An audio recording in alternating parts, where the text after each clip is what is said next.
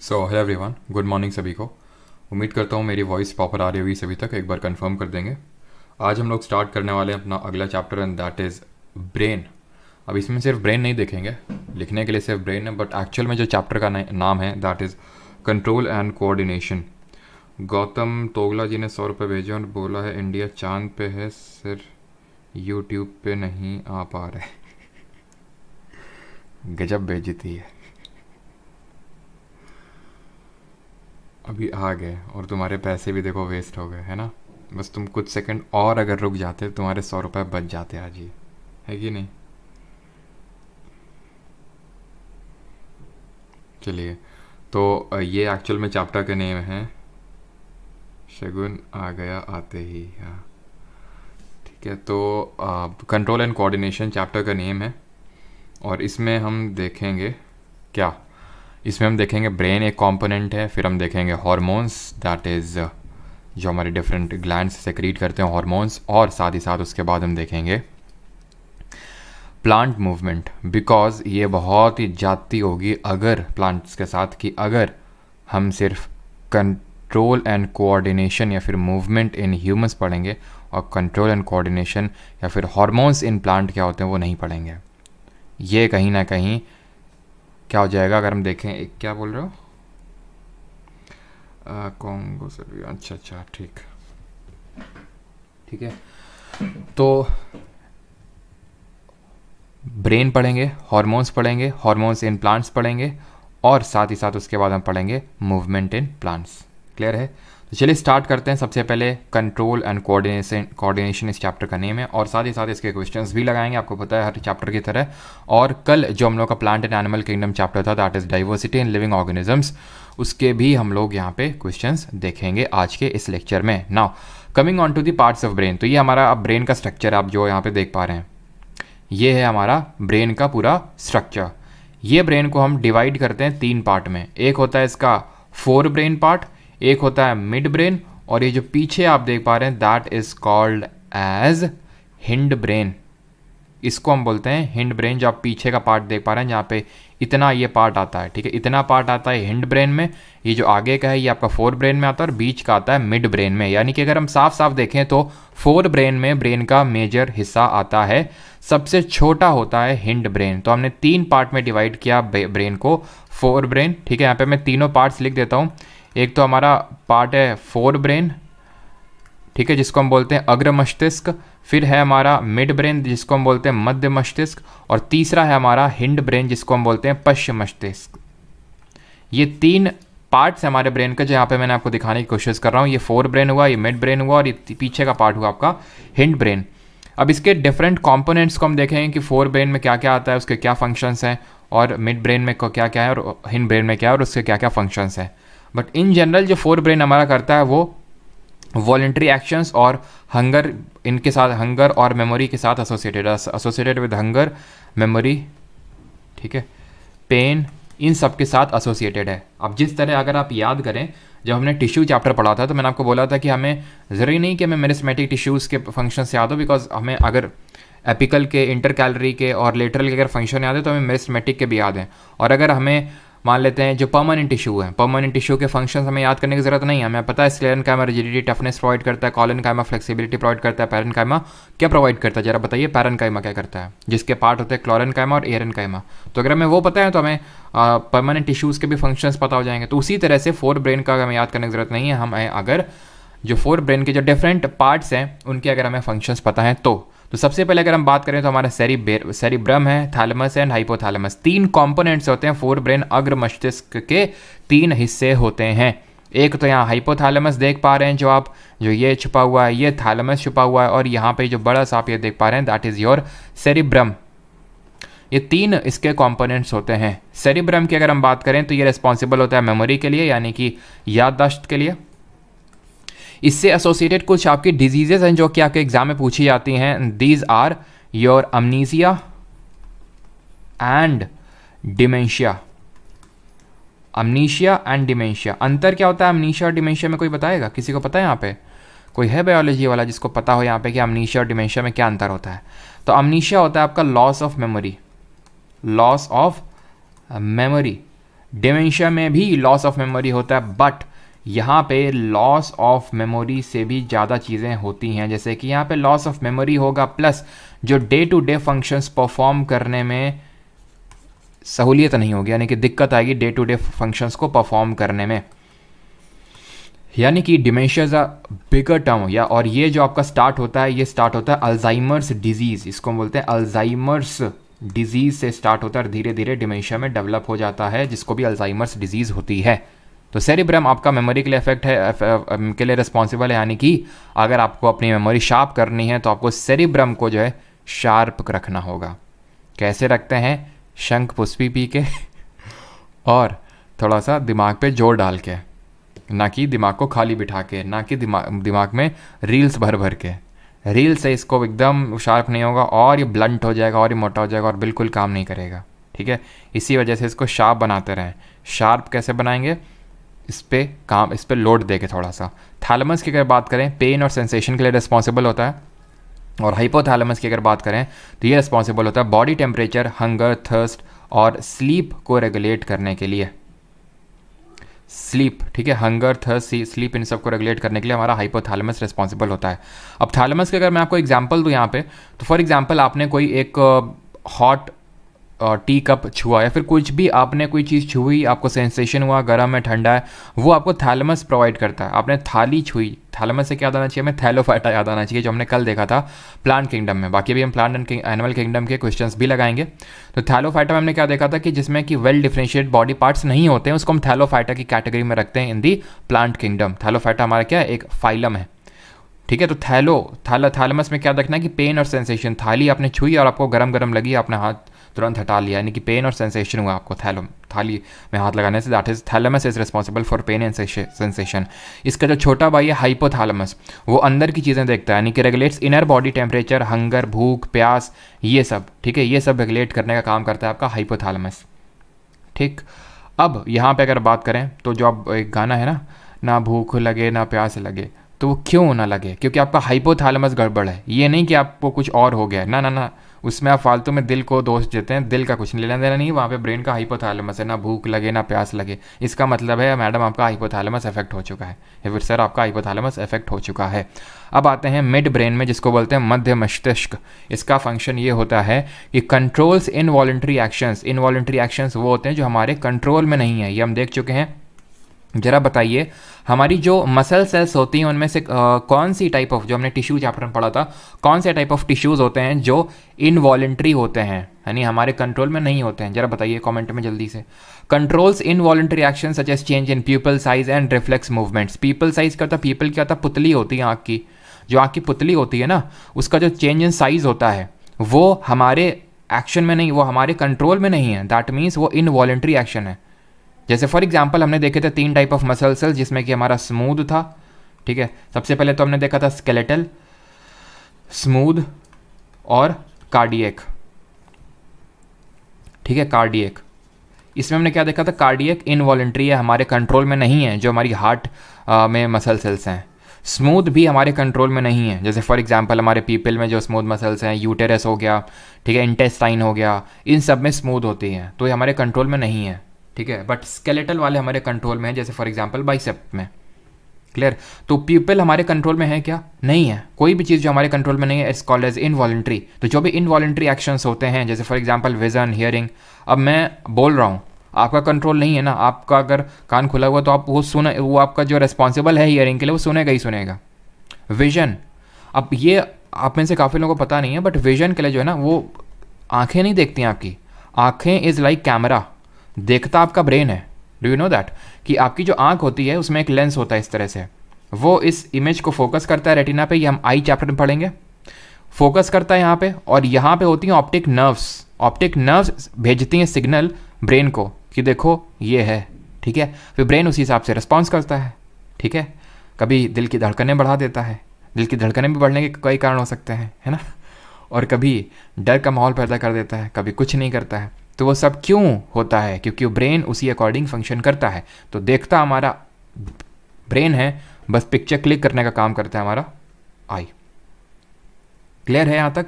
तो ये सारे जो काम होते हैं जो हमारे कंट्रोल में नहीं है, ये मिड ब्रेन परफॉर्म करता है, मध्य मस्तिष्क, और अभी आते हैं हिंड ब्रेन पे, दैट इज पश्च मस्तिष्क, यानी कि जो पीछे का हिस्सा का होता है ब्रेन का, उस पे 3 पार्ट्स होते हैं इसके, cerebellum, pons and medulla oblongata. Medulla oblongata को बोलते हैं मेरू मज्जा, ठीक है, मेरू मज्जा। सेरिबेलम, सेरिबेलम, जिसका सेरिबेलम बेल जाता है वो डोल जाता है, इस तरह से याद रखो। अब कौन डोल जाता है, कौन डोलते हैं? जो शराबी होते हैं वो डोलते हैं। तो शराबियों का जो डोलता है वो सेरिबेलम डोलता है। क्यों? क्योंकि वो लेते हैं ethanol which is an alcohol. देखिए अगर मेथनॉल ले लिया तो फिर पूरी तरह से डोल जाएंगे, बचेंगे ही नहीं अगर मेथनॉल ले लिया, बिकॉज वो पॉइजनस होता है मेथनॉल। अगर वो लिए तो फिर डोलने के लायक ही नहीं बचेंगे। बट अगर एथेनॉल लिया तो फिर डोलते हैं और फिर अगले दिन नाली में पाए जाते हैं। तो सेरिबेलम ये आपका रिस्पॉन्सिबल होता है पॉस्चर और बैलेंस के लिए। तो आपसे डिफरेंट टाइप से क्वेश्चन पूछेगा कि पेंसिल उठाने के लिए, मोबाइल उठाने के लिए कौन सा पार्ट ऑफ ब्रेन रिस्पॉन्सिबल है, तो आपको बताना पड़ेगा कि सेरिबेलम रिस्पॉन्सिबल है, बिकॉज पॉस्चर और बैलेंस के लिए यही रिस्पॉन्सिबल है। पॉन्स की अगर बात करें, पॉन्स क्या करता है? ब्रेन और स्पाइनल कॉर्ड को कनेक्ट करता है। ये देखिए यहाँ पे आप पॉन्स को देख पा रहे होंगे, ये पूरा पार्ट ऑफ ब्रेन है, ठीक है, ये पूरा पार्ट ऑफ ब्रेन, और यहाँ से अब आपकी चालू होगी स्पाइनल कॉर्ड। ये आप देख पा रहे हैं स्पाइनल कॉर्ड है, ये आप देख पा रहे हैं स्पाइनल कॉर्ड है। तो ये कौन कनेक्ट कर रहा है ब्रेन को, ये पूरे पार्ट ऑफ ब्रेन को स्पाइनल कॉर्ड से पॉन्स कनेक्ट कर रहा है। तो पॉन्स, मेडुला ऑब्लोंगेटा और सेरिबेलम ये हमारे पार्ट होते हैं पश्च मस्तिष्क यानी कि हिंड ब्रेन के। और मेडुला ऑब्लोंगेटा की अगर बात करें, एएनएस को कंट्रोल करता है। What is this ANS? ANS is automatic nervous system. Automatic जो हमारा नर्वस सिस्टम होता है उसको कंट्रोल करने का काम हमारा मेडुला ऑब्लोंगेटा का होता है। जैसे for example respiration, heartbeat, ये सारी जो चीज़ें होती हैं ऑटोमेटिकली जो हो रही हैं, ऑटोमेटिकली अपने आप हो रही हैं। रेस्पिरेशन हो रहा है अपने आप, हार्ट बीट अपने आप चल रही है, वो सारी चीज़ें मेडुला, ठीक है, मेडुला ऑब्लोंगेटा करता है। क्लियर है यहाँ तक सभी को? किसी को कोई डाउट पहले तो ये बताइए, यहाँ तक किसी को कोई डाउट तो नहीं है? और भाई आज का लेक्चर आपका रिकॉर्डेड नहीं रहेगा, ठीक है, वो कल का मैंने प्लांट एंड एनिमल किंगडम कर दिया था, अगर क्योंकि काफ़ी लोग मुझे दिख रहे हैं कि आज कुछ एब्सेंट हैं, तो उसमें मत रहिएगा। पोस्ट ऑफिस आपका पॉन्स को बोल सकते हैं, ठीक है, पोस्ट ऑफिस पॉन्स को बोल सकते हैं। पोस्ट ऑफिस जिस तरह से लोगों को कनेक्ट करने का काम करता है, उसी तरह पॉन्स आपका कनेक्ट करने का काम करता है।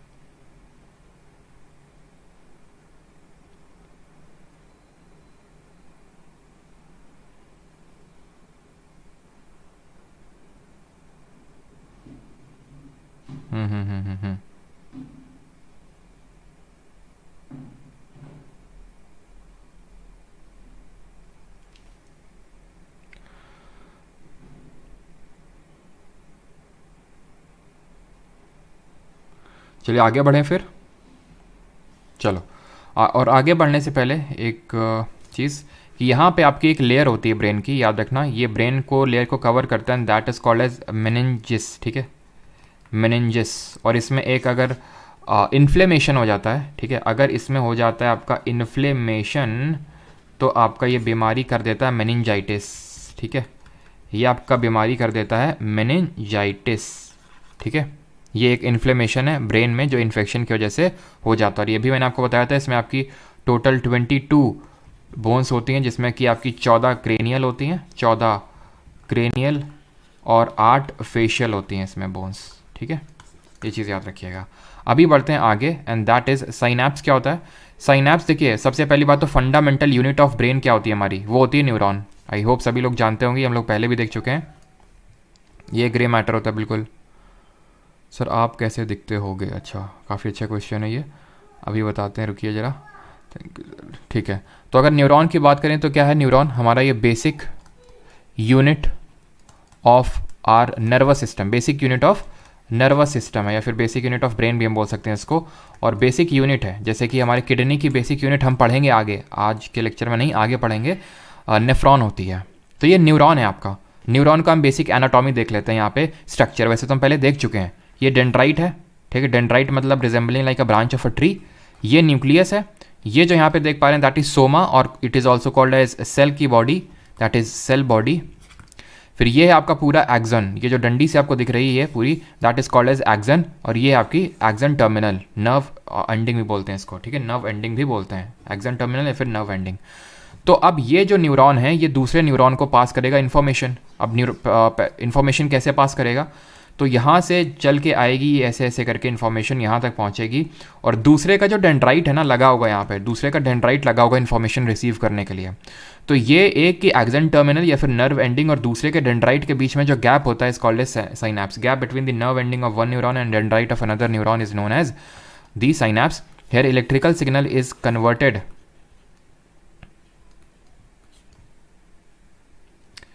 क्या पूरा लिखा हुआ नहीं है, एक सेकंड रुको। Here electrical signal is converted into information, ठीक है, converted into information। क्लियर है यहाँ तक? अब यहाँ तक क्या क्लियर? अभी तो मैंने एक ही चीज़ बताई आपको।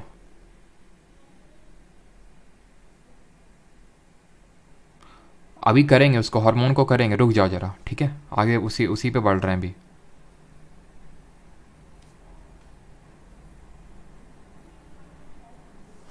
अब यहाँ पे स्टार्ट करते हैं हॉर्मोन्स।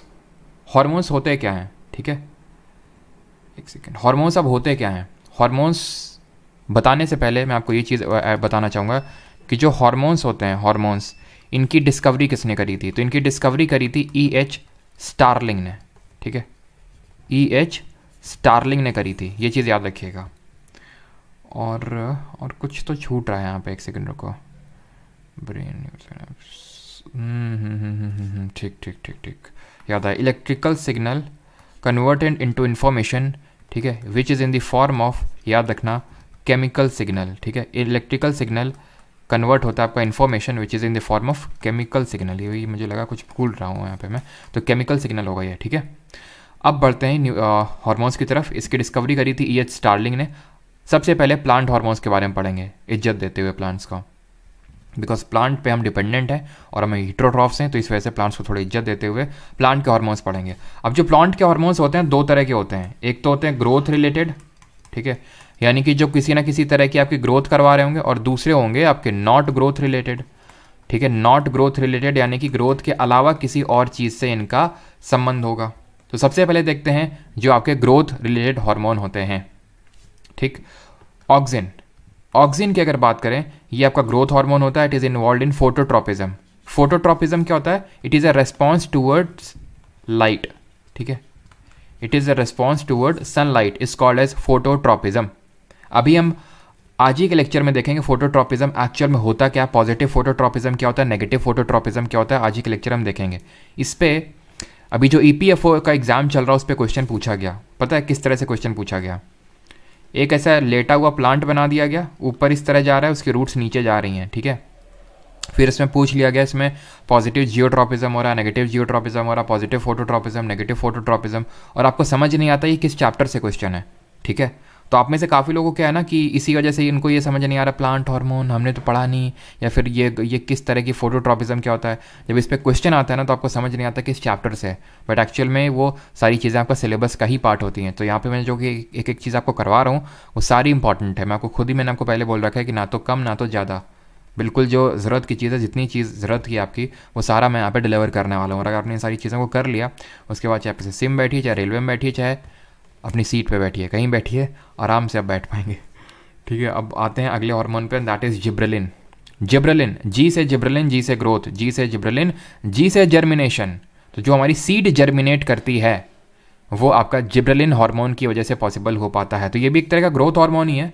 ये जर्मिनेशन और फ्लावरिंग के लिए रिस्पॉन्सिबल है, फ्लावर इसमें आप आते हैं, ठीक है। तो जर्मिनेशन और फ्लावरिंग आपको याद रखना। ऑक्सिन सिंपल जो ग्रोथ करता है वो ऑक्सिन करवाता है। जर्मिनेशन, फ्लावरिंग, इस तरह की जो ग्रोथ होती है वो जिब्रेलिन करवाता है। और साइटोकाइनिन अगर देखें तो साइटोकाइनिन आपका सेल डिवीजन प्रमोट करता है। नाउ साइटो का मतलब क्या होता है? साइटो का मतलब होता है सेल, और किनिन का मतलब होता है डिवीजन। किनिन का मतलब होता है डिवीजन। तो जो सेल डिवीजन है वो साइटोकिनिन करवाता है आपका। एकदम ये कीवर्ड लिखा हुआ है, नो फालतू की बात, एकदम जो ज़रूरत की बात है वही लिखी हुई है, प्रमोट सेल डिवीजन, खत्म। अगर क्वेश्चन आएगा, जो आया है CHSL जो हम लोग PYQ सीरीज कर रहे हैं उसमें CHSL का एक क्वेश्चन अभी हम लोग ने देखा था कि उसमें ये क्वेश्चन था कि इनमें से कौन सा सेल डिवीजन, बड़ा लंबा चौड़ा सा दिया था और वहाँ पे कीवर्ड था सेल डिवीजन, पकड़ के तुरंत साइटोकाइनिन मारना था उसमें, ठीक है। अब यहाँ पे बात करते हैं, तो हमने अभी देख लिया ग्रोथ रिलेटेड, इनसे तीनों से ग्रोथ हो रही है, ऑक्सिन से, जिब्रेलिन से, साइटोकिनिन से। अब आते हैं एब्सिसिक एसिड, ये ग्रोथ को इनहिबिट करता है, ग्रोथ को मारता है, ग्रोथ को रोकता है, बिकॉज ये स्ट्रेस हार्मोन है। जब आपको स्ट्रेस हो जाता है तो आपकी ग्रोथ नहीं होती, इस वजह से आपको ज़्यादा स्ट्रेस नहीं लेना है। और ये कौन सा एब्सिसिक एसिड है, नाम में ये बस ऐसे आप देखो, जो एसिड वाला है वो ग्रोथ रोकता है। एसिड आप फेंक के मार दोगे, एसिड से पेड़ जल जाएगा, वो स्ट्रेस में आ जाएगा कि अब इस एसिड का करें क्या। तो वो जो एब्सिसिक एसिड है वो ग्रोथ को इनहिबिट करता है, रोकता है। और अगर आते हैं यहाँ पे, एक सेकेंड, यहाँ पे कुछ और है, 5th नंबर नोट करिएगा, एंड दैट इज़ आपका एक गैसियस हार्मोन है जो कि है इथाइलिन। यहाँ पे नोटेड नहीं है, वो है आपका इथाइलिन। ये है आपका एक गैसियस हार्मोन। ये गैसियस हार्मोन का काम क्या है, इसका काम है फ्रूट राइपनिंग में हेल्प करना, ठीक है, किसमें, फ्रूट राइपनिंग में ये आपका हेल्प करता है जो इथाइलिन है।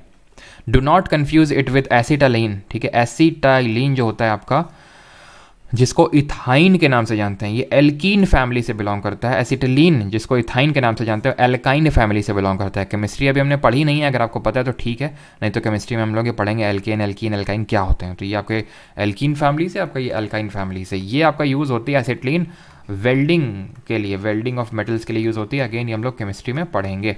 अभी के लिए आपको याद रखना, इथाइलिन एक गैसियस हार्मोन है जो फ्रूट राइपनिंग में हेल्प कर रहा है। तो दो हमारे ऐसे हार्मोन है जो ग्रोथ रिलेटेड नहीं है, एक तो ग्रोथ को मार रहा है और दूसरा जो पौधे, जो आपके फल है उनको पकने में मदद कर रहा है। बाकी हमारे तीनों वो हैं, ठीक है। जल्दी से हम रिवाइज करते हैं what we have read till now, right, revise करें फिर जल्दी से। तो सबसे पहले हमने पढ़ा ब्रेन के बारे में कि ब्रेन के 3 पार्ट होते हैं। पहला पार्ट है हमारा फोर ब्रेन, दूसरा है हमारा मिड ब्रेन और तीसरा है हमारा हिंड ब्रेन। फोर ब्रेन में फर्दर 3 पार्ट हैं, cerebrum, hypothalamus, thalamus. Cerebrum memory के लिए रिस्पॉन्सिबल है, हाइपोथैलेमस आपका किसके लिए रिस्पॉन्सिबल है, ये आपका मेमोरी के लिए। थैलेमस, थाली में हमने छुई तो हमें पेन हुआ, हमें सेंसेशन हुआ। और अगर हंगर, तो ना भूख लगे ना प्यास लगे, यानी कि आपका जो हंगर हो गया, ठीक है, जो थर्स्ट हो गई, आपकी प्यास हो गई, ठीक है, ठीक है, हंगर हो गया, थर्स्ट हो गई, और जो आपका इनर बॉडी टेम्परेचर जो रेगुलेशन हो गया, ठीक है, बॉडी टेम्परेचर, वो सब इसमें आता है। मिड ब्रेन में अगर बात करें तो इसमें जो आपके इनवॉलेंट्री एक्शंस होते हैं जो आपके कंट्रोल में नहीं हैं, जैसे फॉर एग्जांपल पीपल साइज़ हो गया, पीपल का साइज़ जो हो गया आपका, जो छोटा बड़ा होता है। और अगर बात करें आपका पीपल साइज़ के अलावा क्या होता है इनवॉलेंट्री, आपका हियरिंग हो गया, ऑडिटरी जो फंक्शंस हो गया, ऑडिटरी फंक्शंस मतलब कि आपका वही हियरिंग फंक्शंस ही होता है, विजन हो गया आपका जो आप देखते हैं। और अगर तीसरे पार्ट की बात करें यहाँ पे हिंड ब्रेन को, तो इसके अगेन 3 पार्ट होते हैं। वो 3 पार्ट क्या हैं, सेरिबेलम, जब बेल जाता है तो लोग डोल जाते हैं, इसका मतलब है कि ये पॉस्चर और बैलेंस के लिए रिस्पॉन्सिबल है।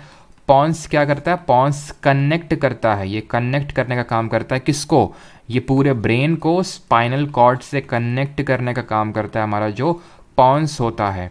और अगर हम बात करें मेडुला ऑब्लोंगोटा, यानी कि जो मेरू मज्जा होती है, मेडुला ऑब्लोंगोटा क्या करता है, मेडुला ऑब्लोंगोटा कंट्रोल करता है ऑटोमेटिक नर्वस सिस्टम को, जिसमें कि हमारे आते हैं क्या, इसमें आता है हमारा हार्ट बीट, ठीक है, रेस्पिरेशन, ये सब आते हैं एएनएस में। तो ये हमने पढ़ा। उसके बाद हमने स्टार्ट किया था हॉर्मोन्स में हमने पढ़े प्लांट के हार्मोन की डिस्कवरी करी ये स्टार्लिंग ने, ये हम लोगों ने पढ़ा। और उससे पहले हमने न्यूरॉन का स्ट्रक्चर पढ़ा था, साइनाप्स क्या होता है, gap between the nerve ending of one neuron and dendrite of another neuron. फिर हार्मोन में हमने ये पढ़ा कि 2 तरह के हार्मोन्स होते हैं। हार्मोन की डिस्कवरी पहले तो स्टार्लिंग ने करी, और स्टार्लिंग ने हार्मोन की डिस्कवरी तो करी, लेकिन फिर हमने देखा प्लांट में हार्मोन्स 2 तरह के होते हैं, एक तो होते हैं ग्रोथ रिलेटेड और दूसरे होते हैं नॉन ग्रोथ रिलेटेड। जो ग्रोथ रिलेटेड होते हैं उनमें से होता है आपका ऑक्सिन जो सिंपल आपकी ग्रोथ करवा रहा है, साइटोकाइनिन जो सेल डिवीजन करवा के ग्रोथ करवा रहा है आपका, and the third is what, gibberellin. Gibberellin जी से ग्रोथ और जी से आपका जर्मिनेशन और फ्लावरिंग के लिए रिस्पॉन्सिबल होता है। नॉट ग्रोथ रिलेटेड में आता है आपका एब्सिसिक एसिड जो क्या कर रहा है, ग्रोथ को मार रहा है, इनहिबिट कर रहा है। और दूसरा हमारा इथाइलिन जो कि गैसियस हार्मोन है जो कि फ्रूट राइपनिंग में हेल्प कर रहा है। तो ये हमने अभी तक देखा। अब आते हैं हार्मोन्स इन एनिमल्स। हार्मोन्स इन एनिमल्स यानी कि हम जो इंसान है उसमें हम हार्मोन्स देखने वाले कितने टाइप के हार्मोन्स होते हैं। बट बिफोर स्टार्टिंग दैट ये आपको पता होना चाहिए कि हार्मोन्स रिलीज कौन करता है, ठीक है। सर क्वेश्चन का PDF टेलीग्राम पे डाल दीजिएगा। डाल तो देते हैं रोज़ भाई, हाँ रोज़ तो डाल देते हैं। तो 2 तरह के ग्लैंड होते हैं, ग्रंथियाँ होती हैं। एक तो होती है अंतःस्रावी ग्रंथियाँ और दूसरी होती हैं आपकी जिनको बोलते हैं एंडोक्राइन, ठीक है। 2 तरह के ग्लैंड्स होते हैं। इसको यहाँ पे मैं हटा देता हूँ, ठीक है, बिकॉज रिवीजन ही तो किया था यहाँ पे। तो हमारे 2 तरह के ग्लैंड्स होते हैं ह्यूमन बॉडी में। एक होते हैं अंतःस्रावी जिनको बोलते हैं एंडोक्राइन ग्लैंड, और बाह्यस्रावी होते हैं यानी कि एक्सोक्राइन ग्लैंड्स होते हैं। एंडोक्राइन जो ग्लैंड्स होते हैं ना, ये आपके हॉर्मोन्स को सेक्रीट करते हैं, और जो एक्सोक्राइन होते हैं ये एंजाइम्स को सेक्रीट करते हैं, एंजाइम से निकालते हैं हॉर्मोन्स, जैसे कि मेलाटोनिन, एड्रेनलिन, ग्रोथ हार्मोन, बहुत सारे हार्मोन आपने सुने होंगे, है ना। टेस्टोस्टेरोन आपने सुना होगा, खासकर जो लोग जिम वगैरह जाते हैं तो ये तो पक्का सुना होगा, टेस्टोस्टेरोन टेस्टोस्टेरोन टेस्टोस्टेरोन, है ना। मेल और फीमेल के लिए होता है ईस्ट्रोजन, ठीक है। तो ये होते हैं आपके हार्मोन्स। एंजाइम्स क्या होते हैं? एंजाइम्स होते हैं जैसे आपने सलाइवरी एमाइलेज सुना होगा, आपने बाइल जूस सुना होगा, पैनक्रियाटिक जूस सुना होगा, जो डाइजेशन के टाइम पे निकलते हैं, वो एंजाइम्स होते हैं, ठीक। जो हार्मोन्स होते हैं इनको एंडोक्राइन वाले निकालते हैं और डायरेक्टली इनटू ब्लड सेक्रीट करते हैं, डायरेक्टली इनटू ब्लड इसको सेक्रीट करते हैं, ब्लड में फेंक के मारते हैं और ब्लड हर जगह डायरेक्टली इसको अपने जहाँ पोजीशन होती है टारगेटेड पोजीशन पे पहुँचा देता है। ब्लड का ही तो फंक्शन होता है। ब्लड का हमने देखा था कंपोनेंट्स क्या होता है, liquid component, solid component. Liquid component में प्लाज्मा होता है, प्लाज्मा में 90 to 92% वाटर होता है, बाकी हमारा प्रोटीन वगैरह होता है। फिर हमारे सॉलिड कंपोनेंट में देखा था WBC, RBC और प्लेटलेट। WBC में क्या देखा था, डिफेंस मैकेनिज्म प्रोवाइड कर रही थी ये, ठीक है, और इनका टाइम पीरियड कितना होता है, रफली 20 डेज का होता है। और RBC का टाइम पीरियड 120 डेज का होता है। और RBCs हमारी रेड ब्लड सेल्स होती हैं, हीम नामक कंपाउंड होता है, ऑक्सीजन के लिए एफिनिटी होती है, प्लस हार्मोन लेके चलती हैं, ठीक है, जो टारगेटेड पोजीशन पे डिलीवर करती हैं। वाइट ब्लड सेल की हमने बहुत और भी चीज़ें देखी थी कि उसको ल्यूकोसाइट बोलते हैं और उसके डिफरेंट टाइप्स हैं वो देखे थे। RBCs को इराइथ्रोसाइट बोलते हैं, 120 दिन का टाइम पीरियड होता है, स्प्लीन स्प्लीहा में जाके ख़त्म होती हैं ये। और प्लेटलेट के रिगार्डिंग ये देखा था कि वो हमारे खून का थक्का जमने में मदद करते हैं, यानी कि ब्लड क्लॉटिंग में हेल्प करती हैं। एंजाइम्स की अगर बात करें, जो एक्सोक्राइन ग्लैंड है एंजाइम सेक्रेट करते हैं, but do not secrete into the blood. ये डायरेक्टली इनटू द ब्लड नहीं करती हैं और ना ही ब्लड में करती हैं। ये एंजाइम्स को जैसे कि पेट में बाइल जूस ये इंटेस्टाइन में डाल रही हैं, कौन, लीवर हमारा डाल रहा है, पैनक्रियाटिक जूस पैनक्रियास डाल रहा है, ब्लड में थोड़ी डायरेक्टली डाल रहा है, वो तो इंटेस्टाइन में डाल रहा है। और वो भी डालते हैं ना तो एक डक्ट का यूज़ करते हैं, ये एक डक्ट का यूज़ करते हैं, इसीलिए एंडोक्राइन ग्लैंड्स को हम बोलते हैं डक्टलेस ग्लैंड। क्यों? क्योंकि इनको डक्ट की ज़रूरत ही नहीं पड़ रही है। ज़रूरत किसको पड़ रही है? एक्सोक्राइन वालों को एंजाइम सेक्रेट करने के लिए। याद ऐसे रखो, क्योंकि हार्मोन्स को डिलीवर करते हैं हमारे ब्लड, तो अब ब्लड को नहीं चाहिए कि भाई तुम किसी के थ्रू आओ, डायरेक्टली फेंक के मार तो ब्लड अपना पहुंचा देगा। यहाँ पे क्या डक्ट की एक ज़रूरत पड़ती है, ठीक है। लीवर की इतनी वो क्षमता नहीं है कि वो डायरेक्टली किसको देगा, तो डक्ट को देगा कि भाई जाके स्मॉल इंटेस्टाइन में जाके पहुँचाया ना हमारा ये एंजाइम है, ठीक है। इस तरह से आपको याद करना है। तो ये हम हार्मोन पढ़ रहे हैं, एंजाइम्स हम लोग जो डाइजेशन वाला चैप्टर होगा वहाँ पे देखेंगे, हार्मोन्स देख रहे हैं ना यहाँ पे, तो यानी कि एंडोक्राइन ग्लैंड्स के बारे में पढ़ने वाले हैं हम, सिंपल सी बात है। तो endocrine glands are ductless gland, they secrete hormone in directly into the blood. Example adrenal gland, pituitary gland, pineal gland, ये सारे हमारे क्या हैं, ग्लैंड्स हैं। और इन ग्लैंड्स के बारे में हम लोग पढ़ेंगे। अब ग्लैंड से मुझे याद आ रहा है कि ग्लैंड में एक जगह है, ग्लैंड है स्विट्जरलैंड में, यहाँ पे एक हेडक्वार्टर है। बताइए किसका हेडक्वार्टर है, जरा बताइए, ग्लैंड स्विट्जरलैंड में किसका हेडक्वार्टर है? तो जो हमारा पहला हार्मोन है दैट इज थायरॉक्सिन। थायरॉक्सिन को सेक्रेट करता है थायराइड ग्लैंड, गले में होता है ये, नेक रीजन में। इसकी डिफिशियंसी से, इसके कमी की वजह से, थायरॉक्सिन हार्मोन की वजह से हमें एक रोग हो जाता है जिसको बोलते हैं घेंगा रोग, गोइटर, गला फूल जाता है, गला बड़ा सा हो जाता है। ग्लैंड स्विट्जरलैंड में आपका हेडक्वार्टर है international union for conservation of nature का, IUCN का, जो बना फ्रांस में था 1984 में। क्लियर हो गया कि तो घेंगा रोग होता है आपका जब बड़ा हो जाता है आपका गला, और वो आयोडीन की कमी की वजह से होता है, ठीक है। आगे बढ़ते हैं, हम लोग केमिस्ट्री में आयोडीन के बारे में पढ़ेंगे कि आयोडीन का एक मतलब ये केमिस्ट्री में पढ़ेंगे, आयोडीन का एक आइसोटोप होता है I-131, जिसको कि गोइटर के ट्रीटमेंट में यूज़ किया जाता है। ये आइसोटोप क्या होते हैं, जिन लोगों को पता है ठीक है, नहीं पता है कोई बात नहीं। I-131 का यूज़ करते हैं गोइटर के ट्रीटमेंट के लिए। और फिर हम देखेंगे कि आयोडीन केमिस्ट्री में फिर पढ़ेंगे टिंक्चर ऑफ आयोडीन, जब हम देखेंगे टिंक्चर ऑफ आयोडीन। खैर अभी वो नहीं देखना है हमें कि टिंक्चर ऑफ आयोडीन क्या होता है, वो एक एक्चुअल में जो लोगों को पता है तो ठीक है कि वो आपका 2 to 3% आयोडीन का सोल्यूशन इन अल्कोहल होता है, जिसको एंटीसेप्टिक के तौर पे यूज़ किया जाता है। खैर वो अभी टॉपिक ऑफ डिस्कशन नहीं है। डक्टलेस ग्लैंड पे आते हैं, मतलब आते क्या, आ चुके हैं, दूसरे हार्मोन पे आते हैं। थायरॉक्सिन देख लिया, ग्रोथ हार्मोन पे आते हैं। वृद्धि हार्मोन ग्रोथ करवा रहा है, नाम नहीं, बस ग्रोथ हार्मोन इसका नाम है, ग्रोथ करवा रहा है, नाम ही में ग्रोथ है। कौन सेक्रेट कर रहा है? पिट्यूटरी, पीयूष ग्रंथि है हमारी, वो सेक्रेट कर रही है। इसको मास्टर ग्लैंड बोलते हैं बिकॉज बाकी ग्लैंड्स के फंक्शंस को भी कंट्रोल करने का, रेगुलेट करने का काम हमारे पिट्यूटरी जी का होता है, जो ब्रेन में लोकेटेड है। ग्रोथ हार्मोन को, GH को, हम सोमैटोट्रोपिन के नाम से भी जानते हैं। ये चीज़ याद रखिएगा कि इसको सोमैटोट्रोपिन के नाम से जानते हैं। सोमैटोट्रोपिन ग्रोथ हार्मोन कौन रिलीज कर रहा है? Pituitary gland. आगे बढ़ते हैं, एड्रिनल ग्लैंड, ये BP को रेगुलेट करता है, हार्ट बीट को रेगुलेट करता है, इसको फ्लाइट और फाइट हार्मोन बोलते हैं। अभी तुम्हें तुरंत हम बताते हैं कि कैसे एड्रेनलिन हार्मोन कब रिलीज होता है, ठीक है। ये तुम ये तुम हो, ये समझिए, ठीक है। तुम्हें लगा हो अकेले, यही सही मौका है, यही सही मौका, दिल की बात अब बता देनी चाहिए। लेकिन जैसे ही आप ने ये चीज़ बोली, तब आपको रियलाइज़ हुआ कि मैडम जी के पापा भी खड़े थे पीछे, आपको ये पहले बात पता नहीं थी। अब जब आपको ये रियलाइज़ हुआ ना, उस इंस्टेंट पे जो हार्मोन रिलीज़ होगा वो है एड्रेनलिन। कहाँ से रिलीज़ होता है? ये एड्रेनलिन ग्लैंड है जो किडनी के ऊपर कैप लाइक स्ट्रक्चर में मौजूद है। ये रिलीज़ करेंगे एड्रेनलिन। जो बीपी, ब्लड प्रेशर आपका धक धक धक धक धक जो होगा ना, वो एड्रेनलिन की वजह से हो रहा है। हार्ट बीट जो आपकी बढ़ेगी ना, अब वो उसकी वजह से होगा। आपको रिपोर्ट कार्ड मिलता था स्कूल में, कम नंबर आए, अब आप आगे का सोच रहे हैं कि अब कैसे घर वालों को फेस करेंगे। एड्रेनलिन हार्मोन रिलीज हुआ, ठीक है, फ्लाइट और फाइट। तो लोकेटेड अबव द किडनीज, इसको फाइट और फ्लाइट हार्मोन बोलते हैं। करो या मरो, लड़ो या मरो, या फिर जो भी आ सकता है, ठीक है। इंसुलिन, इंसुलिन आपने सुना होगा, डायबिटिक जो पर्सन होते हैं वो इंसुलिन के इंजेक्शंस लेते रहते हैं। क्यों? क्योंकि जो इंसुलिन होता है ये हमारा रेगुलेट करता है glucose level in the blood, regulate glucose level in the blood. खाना खाते हैं, ग्लूकोज रिलीज होता है ब्लड में, उसको रेगुलेट करने का काम इंसुलिन करता है। रिलीज कौन करता है? पैनक्रियाज, अग्नाशय बोलते हैं। सेकंड लार्जेस्ट ग्लैंड नहीं है हमारे ह्यूमन बॉडी में, दूसरी सबसे बड़ी ग्रंथि, सेकंड लार्जेस्ट ग्लैंड। सबसे बड़ा लिवर है।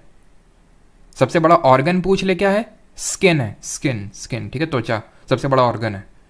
ये शुगर लेवल को रेगुलेट करता है। पैनक्रियाज सेकंड लार्जेस्ट ग्लैंड, ये इसको सेक्रेट करता है। पैनक्रियाज में एक पर्टिकुलर टाइप की सेल्स होती हैं, उनको सेल्स बोलते हैं beta cells of islet of Langerhans, ठीक है, आइलेट ऑफ लैंगरहैंस, याद रखिएगा, पैनक्रियाज में मौजूद होती हैं। ये रिलीज करती हैं, एक तो मोटा मोटा मैं बोल सकता हूँ पैनक्रियाज, अगर स्पेसिफिकली पूछूं तो beta cells of islet of Langerhans इसको रिलीज करती हैं। मैं लैंगरहैंस को फिर से क्लियरली लिख देता हूँ, अगर जो लोग नोट्स वगैरह बना रहे हैं तो लैंगरहैंस, ठीक है। तो ब्लड में आपका ग्लूकोज लेवल को रेगुलेट करने का काम इंसुलिन का होता है, पैनक्रियाज इसको रिलीज करते हैं। अब आते हैं सेक्स हार्मोन पे। सेक्स हार्मोन मेल में होते हैं आपके टेस्टोस्टेरोन और फीमेल में होता है ईस्ट्रोजन। प्रोजेस्टेरॉन भी होता है आपका, प्रोजेस्टेरॉन मेल्स में एक ही होता है, टेस्टोस्टेरोन, ठीक है। फीमेल्स में होता है एस्ट्रोजन और प्रोजेस्टेरॉन। ईस्ट्रोजन की अगर बात करें तो जो भी फीमेल लाइक कैरेक्टरिस्टिक होते हैं, जैसे कि अगर मेल्स में अगर बात करें तो बियर्ड आना, आवाज़ भारी होना, ये सब किसकी वजह से होता है? टेस्टोस्टेरोन की वजह से, ठीक है। और सिमिलरली ये काम फीमेल में होता है, जैसे कि आवाज़ का शेल होना, ईस्ट्रोजन की वजह से। प्रोजेस्टेरॉन ये मेंस्ट्रुअल साइकिल और प्रेगनेंसी के टाइम पे, उस टाइम पे ये हेल्प करता है आपका प्रोजेस्टेरॉन, ठीक है। तो दोनों ही आपके फीमेल सेक्स हार्मोन्स हैं। आगे बढ़ें, अभी क्लियर है यहाँ तक सभी को? आखिरी and that is our melatonin, ठीक है। अब मेलाटोनिन जो हमारा स्लीप को रेगुलेट करता है, कायदे से इसको थोड़ा सा पहले होना चाहिए था, सेक्स हार्मोन को लास्ट में होना चाहिए था, खैर कोई नहीं। तो मेलाटोनिन जो है ये आपकी स्लीप को रेगुलेट करता है। अगर आपका मेलाटोनिन बिगड़ा हुआ है तो आपको नींद ढंग से नहीं आएगी और सारे दिन आप चिड़चिड़े की तरह पगलापन करके घूमते रहेंगे। तो यहाँ पे इसको रिलीज करता है पीनियल ग्लैंड, जो कि हमारा एक पी साइज्ड एक क्या होता है, ग्लैंड होता है, ब्रेन में मौजूद होता है। ये मेलाटोनिन को रिलीज करता है, जो स्लीप साइकिल को रेगुलेट करता है, ठीक है। और पी का हम देखेंगे पीसम सात्वियम, ये इसका साइंटिफिक नेम है, पीसम सात्वियम। जब हम जेनेटिक्स पढ़ेंगे ना तब वहाँ पे देखेंगे इस चीज़ को, ठीक है। अगला चैप्टर कल हम लोग का आई थिंक रिप्रोडक्शन ही रहने वाला है, हाँ, रिप्रोडक्शन ही हम लोग का कल चैप्टर रहेगा। और उसी के साथ साथ हम लोग हेरिडिटरी भी देख लेंगे, बिकॉज छोटा सा जस्ट बहुत छोटा सा टॉपिक है, वहीं पे देखेंगे किस तरह जो हमारे जोहान ग्रेगर मंडल थे, जिनको फादर ऑफ जेनेटिक्स बोलते हैं, उन्होंने पी प्लांट को यूज़ करके सारी चीज़ें बताई थी कि किस तरह से अगर आपके मम्मी पापा टॉल हैं तो आप शॉर्ट क्यों हो जाते हैं, सारी चीज़ें। अब आते हैं प्लांट के मूवमेंट पे, आखिरी टॉपिक है इस पे इस लेक्चर का। पहले ये बताइए सभी का क्लियर हो गया? ये कुछ डाउट तो नहीं है यहाँ तक? Largest endocrine gland is thyroid gland, बिल्कुल बात सही है। पीसम सात्वियम, तो यहाँ पे लिख लीजिए, ठीक है। लार्जेस्ट एंडोक्राइन ग्लैंड, सबसे बड़ी अंतःस्रावी ग्रंथि आपकी। किसी कोई डाउट?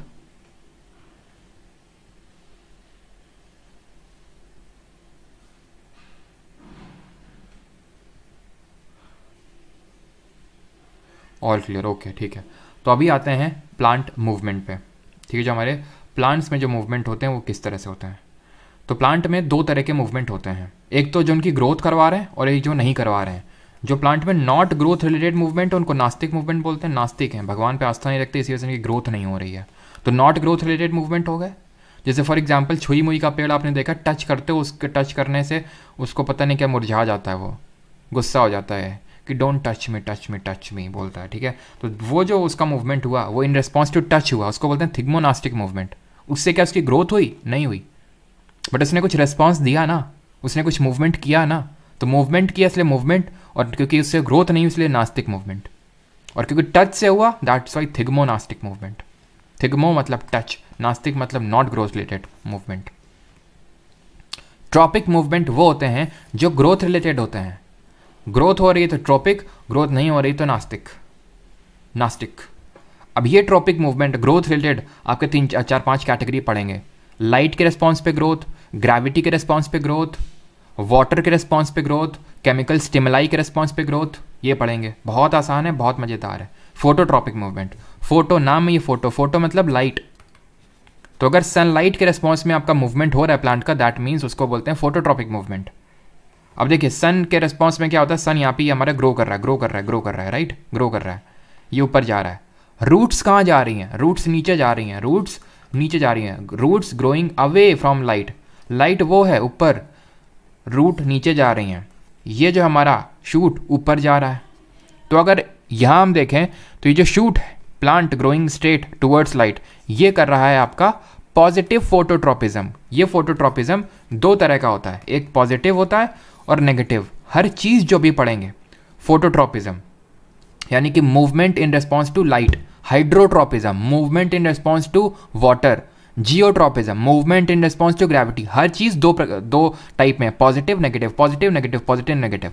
पॉजिटिव वो होता है जो उस चीज़ की तरफ हो रहा है, जिसकी वजह से वो मूवमेंट हो रहा है, ठीक है, जिसकी वजह से वो मूवमेंट हो रहा है। यहाँ पे सन की वजह से मूवमेंट हो रहा है, तो अगर उसकी तरफ हो रहा है तो पॉजिटिव, उससे अगेंस्ट हो रहा है तो negative.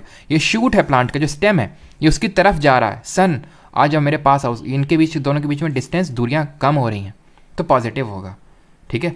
Towards the light source, towards the light source.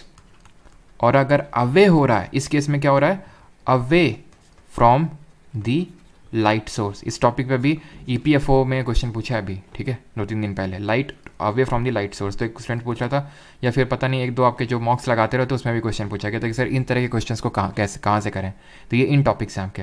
तो यहाँ पर रूट देखो नेगेटिव जा रही है, नीचे जा रही है, नीचे जा रही है, इसी वजह से क्या है कि ये आपका नेगेटिव फोटोट्रॉपिज्म होगा। हाइड्रोट्रॉपिज्म क्या होता है, movement in response to water, hydro, ठीक है। हाइड्रो दिखाते हैं, ये पानी, पानी नीचे है, ये रूट कह रही है मैं रुको रुको रुको, मैं आ रही हूँ तुम्हारे पास क्योंकि मुझे पानी चाहिए, मैं आ रही हूँ तुम्हारे पास, उसकी तरफ जा रही है। तो अगर हम देखें रूट इस केस में पॉजिटिव हाइड्रोट्रॉपिज्म दिखाती हुई और शूट नेगेटिव हाइड्रोट्रॉपिज्म दिखाती हुई, ठीक है, क्लियर, किसी कोई डाउट नहीं होगा। कीमोट्रॉपिज्म क्या होता है, movement in response to chemicals.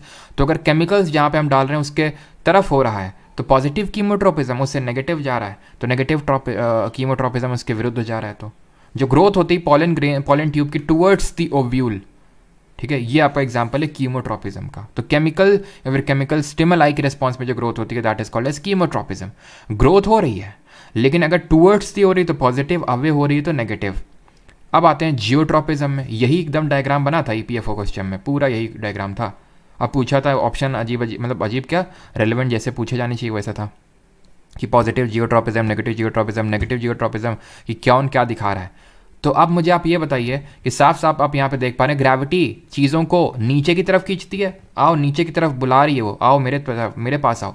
ये क्या बोलता है, रूट आ रही हूँ रुको तो जरा, तो पॉजिटिव जियोट्रॉपिज्म हुआ। ये क्या बोलता है, मैं नहीं आऊँगी, ये ऊपर चला जाता है, नेगेटिव जियोट्रॉपिज्म। जियो मतलब ग्रेविटी, जियो मतलब ग्रेविटी, ज्योग्राफी, ठीक है, उस तरह से रिलेट करिए। अर्थ। Thanks, like share and subscribe.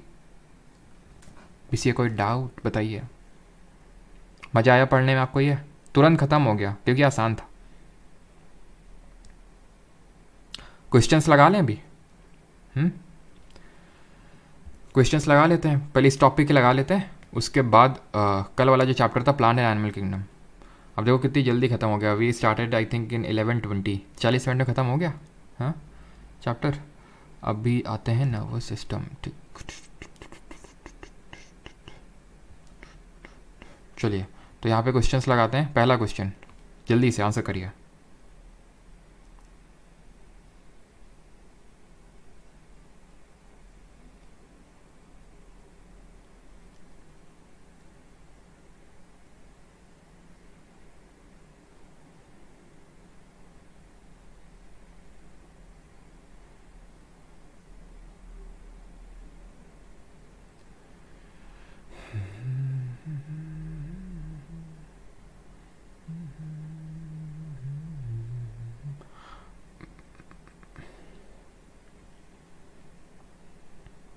चलिए तो यहाँ पे आपका पहला क्वेश्चन है, our brain mainly depends on which of the following food. तो किस फूड पे डिपेंड करता है? ब्रेन का फूड होता है ग्लूकोज। ठीक है, तभी अगर आप खाना खाएंगे अच्छे से, ठीक है, ग्लूकोज लेवल लेते रहेंगे तो आपका दिमाग भी अच्छे से फंक्शन करेगा। तभी बोला जाता है कि जब आपका एक एग्ज़ाम और 2 एग्ज़ाम के बीच में जब ब्रेक होता है तो आपको बीच में कुछ कंज्यूम करने लेना चाहिए, बिकॉज आपका ब्रेन ग्लूकोज पे काम करता है। ओनली ग्लूकोज यहाँ आंसर होगा। Dendrite and axon are part of which cell? Dendrite और एक्सन किसका पार्ट होते हैं? अभी हमने देखा ये किसका पार्ट होता है? न्यूरॉन का। Option number A. The dash in the human body controls. अब सारे एग्जाम भी लिखे हुए हैं आप, ठीक है, तो आपको कोई वो नहीं होना चाहिए कि ये कौन से एग्जाम में आया है, फिर एग्जाम में आया भी है कि नहीं आया है, ठीक है। The dash in the human body controls every activity that you perform. कौन सा है जो आपका हर एक्टिविटी को कंट्रोल करता है? तो ये है आपका नर्वस सिस्टम, जो हर एक्टिविटी को कंट्रोल करने का काम करता है। चलिए अगले क्वेश्चन पे आते हैं, 4th नंबर पे। Who won the Nobel Prize in 1906 for his neuron doctrine. 1906 में किसने ये जीता न्यूरॉन डॉक्ट्रिन के लिए? तो ये जीता हमारे कैमिलियो गोल्गी ने, जिन्होंने गोल्गी बॉडीज़ की खोज करी। कैमिलियो गोल्गी ने, जिन्होंने गोल्गी अपरेटस की खोज करी, और उनके साथ सैंटियागो रामन वाई काजल। याद कैसे रखो?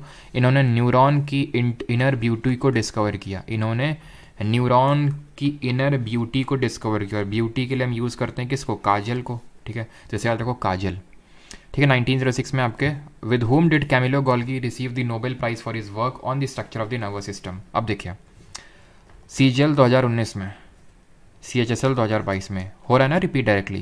ये कैमिलो गोल्गी के साथ किसको मिला?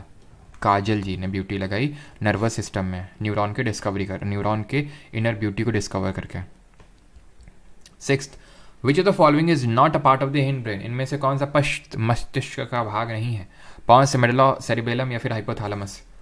तो अगर हम बात करें पॉन्स, मेडुला ऑब्लोंगाटा और जो आपका सेरिबेलम होता है, तीनों आपके हिंड ब्रेन के पार्ट होते हैं। जहाँ पॉन्स आपका कनेक्ट करता है ब्रेन को स्पाइनल कॉर्ड से, मेडुला ऑब्लोंगाटा आपका ऑटोमेटिक नर्वस सिस्टम को रेगुलेट करता है, जैसे हार्ट बीट हो गया, रेस्पिरेशन हो गया। सेरिबेलम आपको बैलेंस और पोस्चर को मेंटेन करता है। Hypothalamus is a part of 4 brain, जो कि आपका इनर बॉडी टेम्परेचर को रेगुलेट करने का काम करता है। 7th, which part of the brain is instrumental in making it possible for the person to perform an activity such as picking a pencil from the floor. मस्तिष्क का वो कौन सा भाग है जो किसी व्यक्ति के लिए फर्श से पेंसिल उठाने और जैसी गतिविधि करना संभव बनाता है? तो अभी मैंने आपको बताया था कि कोई किसी भी तरह का मूवमेंट हो गया, बैलेंस बनाने का काम हो गया, वो कौन करता है आपका? वो करता है सेरिबेलम। हाइपोथैलेमस अभी देखा सेरिब्रम मेमोरी के लिए होता है। क्रेनियम आपकी ये कपाल, क्रेनियम आपके बोल सकते हो नर्व्स होती हैं, जो आपका ये हड्डी नुमा ढांचा होता है ना, जो आपका ये प्रोटेक्ट करके रखता है आपके ब्रेन को, that is called as cranium, ठीक है। Which of the following is not a part of the brain. इनमें से मस्तिष्क का भाग कौन सा नहीं है? पिन्ना नहीं है, मेडुला नहीं है, पॉन्स नहीं है, फिर थैलेमस नहीं है। ब्रेन का पार्ट भाई मेडुला ऑब्लोंगाटा अभी देखा, पॉन्स भी देखा, थैलेमस भी देखा, और पिन्ना जो होता है वो ईयर का पार्ट होता है। ईयर में जहाँ पे बाली पहनी जाती है, ठीक है, जिस तरह से ये होता है ना आपका ईयर, इस तरह से जो भी ईयर इसका हो, ये जो होता है ना जहाँ बाली पहनी जाती है, दैट इज़ पिन्ना, जो एकदम सॉफ्ट पार्ट होता है, पिन्ना होता है। और उसमें फिर पिन्ना में आगे यहाँ पे ऑडिटरी कैनाल होता है और सारी चीज़ें। आगे बढ़ते हैं। Which of the following is a degenerative disorder of the brain and one of the several conditions that causes dementia, a progressive decline of the mental function resulting in memory loss and confusion. बताइए कौन सा इनमें से मस्तिष्क का एक अपक्षीय विकार है जिसकी वजह से डिमेंशिया हो जाता है? अभी मैंने बताया था।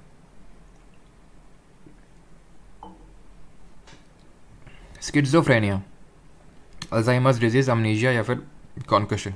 तो जो स्किज़ोफ्रेनिया होती है, इसमें होता क्या, डुअल पर्सनैलिटी होती है। डुअल पर्सनैलिटी मतलब, इसका मतलब ये होता है कि फॉर एग्जांपल जैसे कुछ पर्सन्स होते हैं कि एकदम कभी खुश हैं, एकदम से नाराज़ हो गए, ठीक है, मतलब बहुत ही एक्सट्रीम लेवल में, कभी एकदम हंस रहे हैं, एकदम से वो हो गए तो वो डुअल पर्सनैलिटी होती है स्किज़ोफ्रेनिया। ये एक्चुअल में थोड़ा सा साइकोलॉजी से रिलेटेड है। अगर हम ये देखें, दो चीज़ आपने, अगर किसी को पता है पे साइकोलॉजिस्ट और साइकेट्रिस्ट में अंतर क्या होता है? साइकोलॉजिस्ट और साइकेट्रिस्ट में अंतर क्या होता है? तो अगर हम साइकोलॉजी की बात करें ना, जैसे कि फॉर एग्जांपल, या फिर मैं बोल सकता हूँ ये माइंड की डिजीज़ है, ये माइंड की डिजीज़ है और ये आपकी ब्रेन की डिजीज़ है।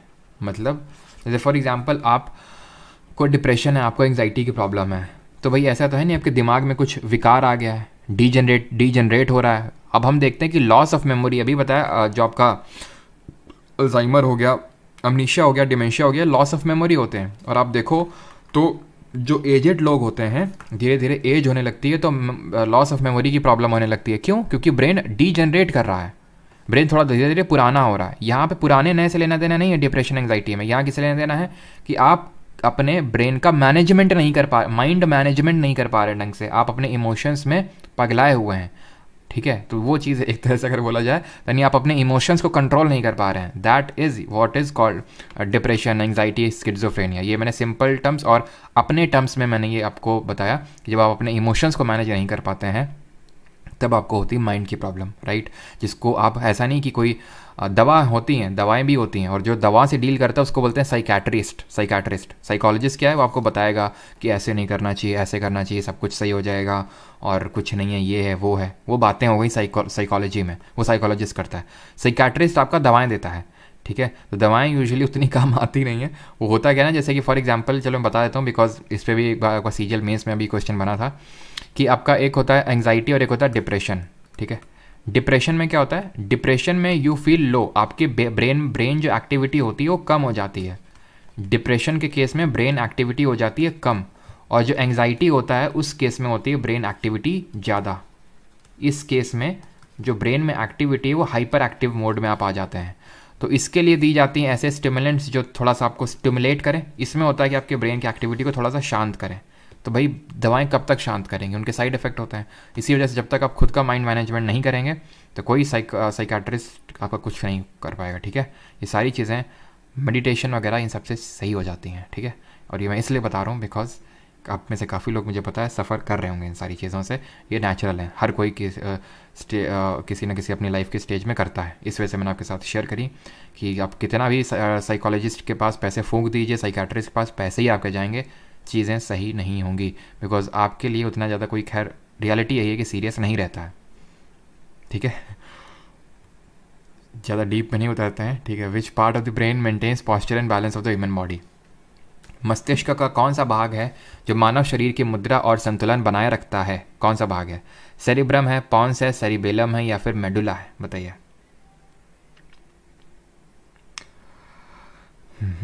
हाइपरटेंशन की वजह से क्या होता है? हाइपरटेंशन वो फिर आपका हो गया थोड़ा सा, क्या है ना, बीपी वगैरह की वजह से हाइपरटेंशन वगैरह होने लगता है, ठीक है। तो वो आपका अलग हो गया थोड़ा सा। चलिए, तो यहाँ पे अगर बात करें, अगेन आसान सा question, option number C, cerebellum. Hypothalamus is a part of which organ of body? एकदम हलवा हलवा क्वेश्चन है, देख सकते हैं आपके MTS 2019 में क्वेश्चन पूछा गया। Which organ is responsible for activity and the hand eye coordination in the human body? तो मानव शरीर में गतिविधि और हाथ आँख समन्वय के लिए कौन सा अंग जिम्मेदार है? लिवर, ब्रेन, किडनी या फिर हार्ट? बताइए। तो सही आंसर यहाँ पे क्या होगा? सही आंसर होगा यहाँ पे ऑप्शन नंबर बी, ब्रेन, ठीक है। अगला 13th, the hypothalamus a small region of the dash plays a crucial role in many important functions of the human body. Hypothalamus एकदम आसान से क्वेश्चन है। Largest part of the human, ये सही question है। बताइए, इनमें से लार्जेस्ट पार्ट कौन सा होता है ह्यूमन बॉडी का, सॉरी ह्यूमन ब्रेन का? रिप्स होती हैं, सेरिब्रम होता है, पॉन्स होता है, या फिर हाइपोथैलेमस होता है? बताइए। मैंने अभी आपको बताया था थोड़ी, मतलब जब स्टार्ट किया था कि 4 ब्रेन सबसे बड़ा होता है। 4 ब्रेन में आपका कौन आता है? 4 ब्रेन में आपका कौन सा आता है? हाइपोथैलेमस, सॉरी थैलेमस 4 ब्रेन में आता है। पॉन्स ये तो हिंड ब्रेन में आता है, तो ये तो हो नहीं सकता है। आंसर होगा आपका सेरिब्रम। मैंने आपको दिखाया भी, ये थैलेमस और ये पूरा आपका ये सेरिब्रम है, ठीक है, जो मेमोरी के लिए रिस्पॉन्सिबल होता है। 15th, which part of the brain is responsible for triggering actions like thinking, intelligence, memory and ability to learn? कौन सा है आपका? डिसेम्फेलोन, हाइपोथैलेमस, सेरिब्रम या फिर कंट्रोल? बताइए। मैंने आपका बैच नहीं लिया है, कोई बुक सजेस्ट कर दीजिए। भाई देखो, बुक का मैं नहीं बता सकता हूँ कोई, क्योंकि मुझे अभी तक कोई एक बुक नहीं दिखी कि मैं आपको ये बुक सजेस्ट कर दूँ और उससे पूरा हो जाएगा, ठीक है। कॉम्प्रिहेंसिव स्टडी की ज़रूरत है और मैं वो पूरा करवाने की कोशिश कर रहा हूँ, ठीक है। इसलिए मैं YT शॉर्ट्स डाल रहा हूँ, PYQ सीरीज़ चला रखी है, इवनिंग में ये बैच आप लोगों को चल रहा है, वो कॉम्प्रिहेंसिव लर्निंग के लिए। बुक ऐसी मुझे तो नहीं लगता कोई एक बुक है, हाँ ल्यूसेंट बोलते हैं, बट वो 100% मतलब एक तरह से ये तो नहीं बोल सकता कि वो पढ़ लोगे तो आपके इतने, क्योंकि आपको PYQs करना, ये सारी काम आपको करने ही पड़ेंगे एक्टिविटी। यही कारण है कि क्यों लोगों के अभी तक SSC में GK में नंबर नहीं उठ रहे थे, और इस बार जो सीजल दिया है, जिन स्टूडेंट्स ने पार्ट 1 सीरीज़ कंप्लीट करी थी, उनके काफ़ी नंबर उठे हैं, लोगों के 40 तक नंबर आए, क्योंकि इट इज़ एक्सेप्शनल, ठीक है। तो सही आंसर यहाँ पे क्या होगा, आपका सेरिब्रम होगा, ऑप्शन नंबर C। अगला क्वेश्चन है, which part of the brain is called as little brain? इनमें से किसको लिटिल ब्रेन के नाम से जाना जाता है? सेरिब्रम, सेरिबेलम, थैलेमस या फिर हाइपोथैलेमस? तो लिटिल ब्रेन, छोटा मस्तिष्क किसको बोलेंगे? तो ब्रेन क्या करता है? ब्रेन अगर हम बात करें तो पूरे हमारे बॉडी को एक तरह से कंट्रोल करके रखता है, और उसी तरह अगर हम बात करें तो जो हमारा सेरिबेलम है, अगर आप ध्यान से देखें, है सेरिबेलम है, ऑप्शन नंबर B सेरिबेलम है। अब यहाँ पे आपने अगर पिक्चर ध्यान से देखी होगी तो ब्रेन की तरह ही यहाँ पे नीचे आपका होता है छोटा ब्रेन आपका, that is called as cerebellum. या एक मूवी देखी आपने नाना पाटेकर की, नाना पाटेकर के पीछे मारो तो बोलता था कि यहाँ पे मत मारो, क्यों? तो मतलब उससे पूछते थे क्यों ना मारे, तो बोलता था कि यहाँ पे छोटा दिमाग होता है। देखी किसी ने मूवी वो, कि बोलता है छोटा दिमाग होता है, पीछे से कोई भी मारता था तो यहाँ मत मारो, छोटा दिमाग होता है। तो पीछे अगर हमने देखा हो तो हिंड ब्रेन में यहाँ पे था आपका सेरिबेलम, ये होता है आपका लिटिल ब्रेन, ठीक है। तो इससे अगर आपको मार दिया, इस इफेक्ट हो गया तो आप झूम जाएंगे बस, ठीक है। 17th, which part of the brain is responsible for thermo regulation? Thermo regulation आप समझते हैं, यानी कि आपका बॉडी टेम्परेचर के लिए रिस्पॉन्सिबल, थर्मो रेगुलेशन के लिए कौन रिस्पॉन्सिबल होता है, बताइए? तो थर्मो रेगुलेशन के लिए, इनर बॉडी टेम्परेचर के लिए आपका हाइपोथैलेमस रिस्पॉन्सिबल होता है। Sleep apnea is related to, sleep apnea क्या होता है? स्लीप एपनिया होता है कि नींद में चलना, नींद में बातें करना, नींद में खुर्राटे मारना, नींद में मुस्कुरा देना। बताओ भाई क्या होता है आपका स्लीप एपनिया?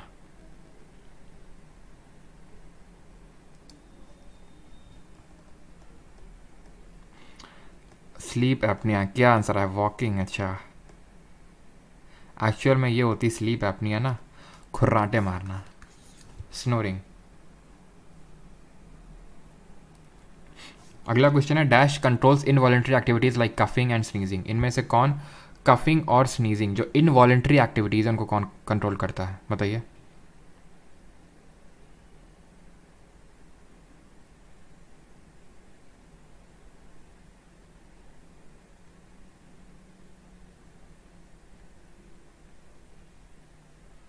एक सेकंड रुकिएगा थोड़ा सा, है ना।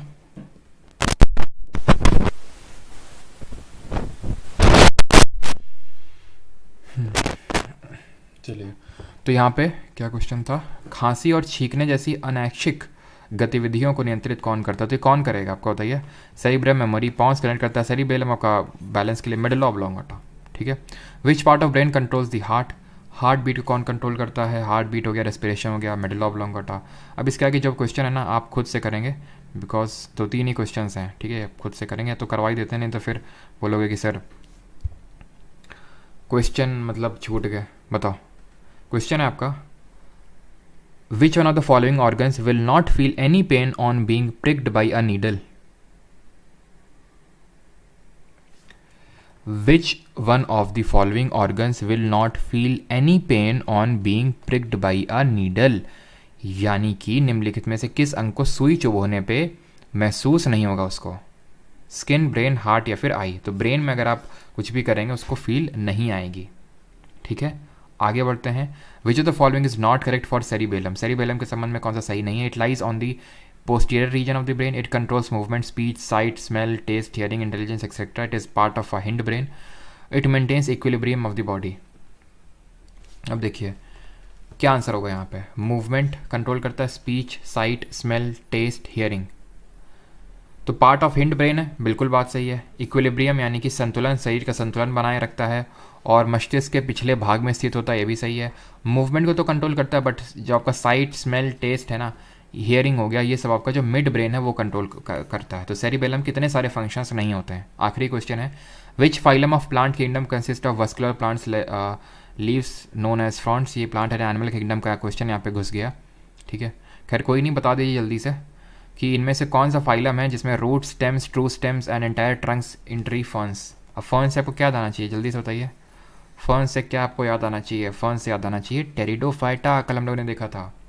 जिस भी प्लांट के नाम के टेरी टेरी दिख जाए आपको, ठीक है, टेरी टेरी और टम टम लास्ट में दिख जाए तो वो आपके टेरिडोफाइटा से होंगे, और फर्न्स भी आपके आते हैं टेरिडोफाइटा से। अभी हम प्लांट एंड एनिमल किंगडम के भी करेंगे, कुछ क्वेश्चंस कर लेते हैं पहले हार्मोन्स के, ठीक है।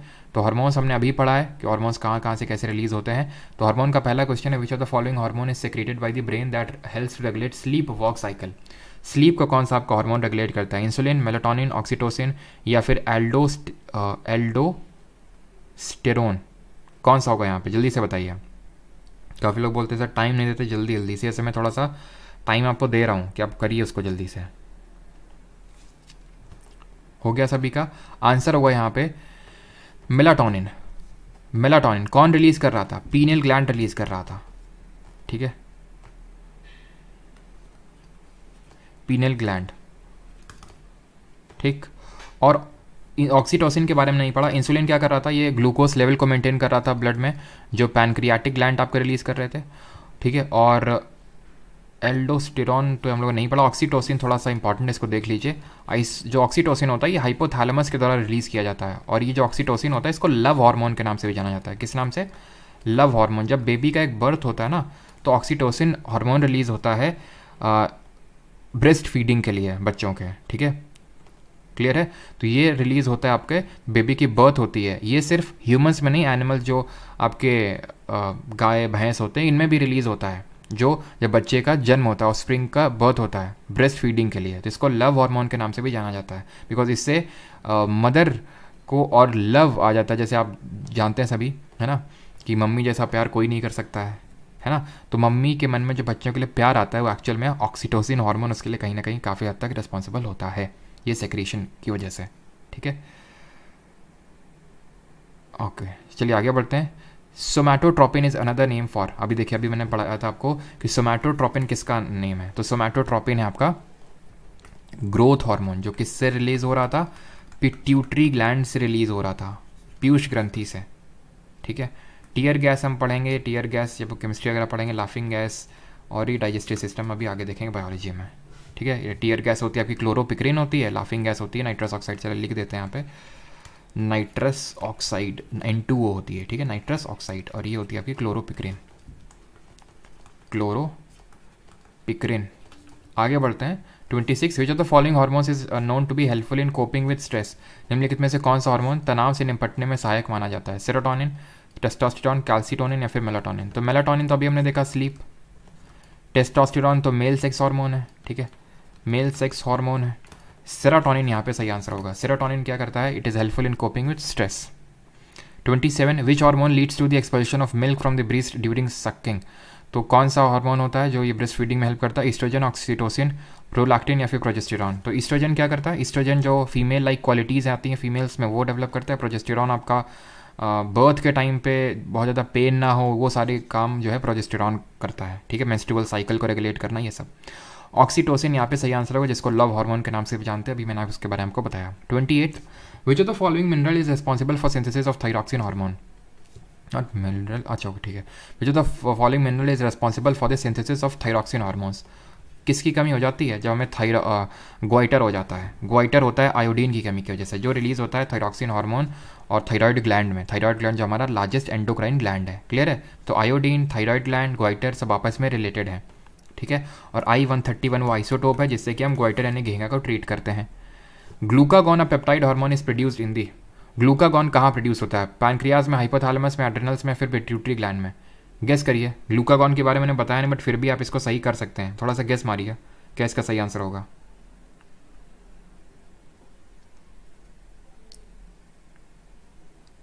सर इनवॉलंटरी मेडुला थोड़े ही करेगा, क्वेश्चन नंबर 19 क्यों नहीं करेगा भाई, क्यों नहीं करेगा, ठीक है। कुछ इनवॉलंटरी फंक्शंस होते हैं जो आपका मिड ब्रेन रेगुलेट करता है, और कुछ इनवॉलंटरी एक्टिविटीज़ होती हैं जैसे कि आपकी हार्ट बीट हो गई, रेस्पिरेशन हो गई, ये भी तो ऑटोमेटिक नर्वस सिस्टम के पार्ट हैं, ये भी तो इनवॉलंटरी एक्टिविटीज़ ही थी अगर आप देखें तो। कुछ इन्वॉल्ट्री एक्टिविटी जैसे पीपल साइज हो गया, हमारा हियरिंग हो गया, सुनना हो गया, देखना हो गया, वो आपका मिड ब्रेन करता है। बट मेडुला ऑब्लोंगेटा बाकी की जो हो गई आपकी इनवॉलेंट्री एक्टिविटीज़, अब जो हार्ट बीट हो रही, रेस्पिरेशन हो रहा, क्या वो वॉलेंट्री एक्टिविटी आप उसको मानते हैं? बिल्कुल नहीं, वो भी तो इनवॉलेंट्री है। ठीक है, क्लियर। तो आगे आते हैं, अल्फ़ा सेल्स नहीं जी, बीटा सेल्स होती हैं वो। ठीक है, चलो इस पे किस क्वेश्चन पे तो ये, तो यहाँ पे अच्छा मतलब इसकी आप बात करेंगे। ठीक है, इसकी बात कर रहे हैं आप। तो ग्लूकागॉन इसका सही आंसर होगा। ठीक है, अरविंद यही जो बैच चल रहा वही है। ठीक है, परमास जी के बैच। तो ये पैनक्रियाज होंगे, याद कैसे रखेंगे आप? देखो इंसुलिन बीटा सेल्स रिलीज करती हैं, ये आपकी अल्फा सेल्स रिलीज करते हैं, फिर भी आप अल्फा बीटा करने की ज़रूरत है नहीं। ग्लूकोज मैंने बताया कि ग्लूकोज लेवल जो होता है ब्लड में उसको रेगुलेट करने का काम इंसुलिन करता है, इंसुलिन पैनक्रियाज के द्वारा रिलीज होता है। तो उससे आप इसको एनालॉजी ड्रॉ करके इसको आप सही कर सकते थे यहाँ पे। क्लियर है। एड्रेनलिन हार्मोन रिलीज करते हैं जिनको फ्लाइट और फाइट हार्मोन बोलते हैं, करो या लड़ो हार्मोन। हाइपोथैलेमस, पिट्यूटरी ग्लैंड किसको रिलीज कर रहा है? पिट्यूटरी आपका ग्रोथ हार्मोन को रिलीज कर रहा है। The atrial wall of the human heart secretes a very important peptide hormone. The name of that hormone is, यानी कि मानव हृदय की आलिंद दीवारें बहुत ही महत्वपूर्ण पेप्टाइड हार्मोन श्रावित करती है यदि उस हार्मोन, एक सेकेंड, यदि क्या लिखा हुआ इंग्लिश पढ़ते हैं। The atrial wall of the human heart secretes a very important peptide hormone. What is the name of that hormone? तो ये आपका हार्मोन होता है कौन सा? ये होता है ANF। कहाँ है ANF? है ही नहीं। अच्छा, ऑप्शन नंबर सी में ANF। ANP क्या होता है? ANP नहीं क्या? चलो, ANF होता है आपका एट्रियल नाट्रियूरेटिक करके इसका नाम होता है, नाट्रियूटिक फैक्टर। ये जो होता है ANF, ये आपका रिलीज होती है ह्यूमन हार्ट की जो वॉल्स होती हैं उसके द्वारा। ठीक है, बाकी आप यहाँ उससे भी कर सकते थे थोड़ा सा, एट्रियल वॉल और यहाँ पे A है, यहाँ पे यहीं पे सिर्फ A है। ठीक है, उससे भी किया जा सकता था। खैर आगे बढ़ते हैं। Which of the following glands secretes the hormone secretin? यानी कि सेक्रेटिन कौन निकालता है? Pancreas, duodenum, kidney, liver. Which gland secretes hormone secretin? Answer नहीं आया अभी किसी का। पैनक्रियाज इंसुलिन करती हैं। ठीक है, इंसुलिन। ठीक है, और वो ग्लूकागॉन भी। डुओडेनम इसका सही आंसर होगा। डुओडेनम ये किसका पार्ट होती हैं? स्मॉल इंटेस्टाइन, छोटी आंत का। डुओडेनम, ईजिनम, ये सब आपकी स्मॉल इंटेस्टाइन का पार्ट होती हैं। और इस स्मॉल इंटेस्टाइन में छोटी आंत में एक पर्टिकुलर टाइप की सेल्स होती हैं, इनको एस सेल्स बोलते हैं, ये रिलीज़ करती हैं डुओडेनम को। ठीक है, ये आपका SSC में नहीं, आई थिंक किसी और एग्जाम में क्वेश्चन पूछा गया था, बट पूछा गया ये। ठीक है, तो डुओडेनम करती हैं इसको सेक्रीट। क्लियर है। आगे बढ़ें, अगले क्वेश्चन पे आते हैं। अगला क्वेश्चन है ये वाला जो क्वेश्चन है ना, आई थिंक जो DSSB का जो एग्ज़ाम होता है ना, उसमें पूछा गया ये क्वेश्चन। ठीक है, डुओडेनम इसका सही आंसर होगा। Which of the following is not a steroid? इनमें से कौन सा स्टेरॉइड नहीं है? Thyroxine, progesterone, testosterone, oestrogen.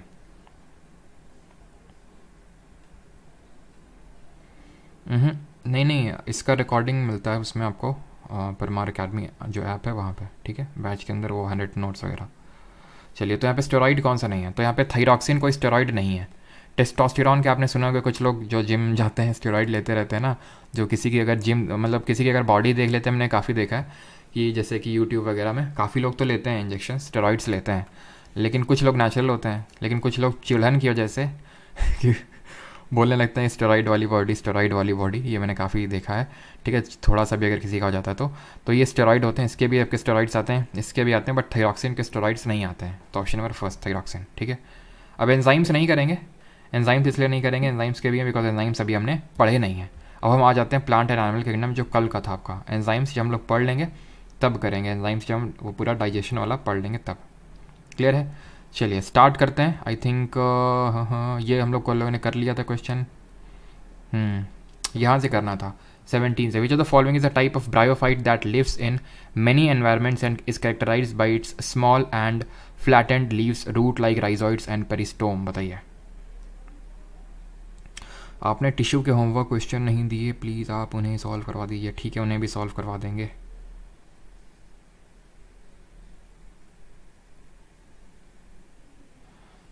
अब ब्रेक चाहिए। MTS के लिए 51 ICR लेक्चर्स के लिए सफिशेंट है क्या? हाँ जी, सफिशेंट है।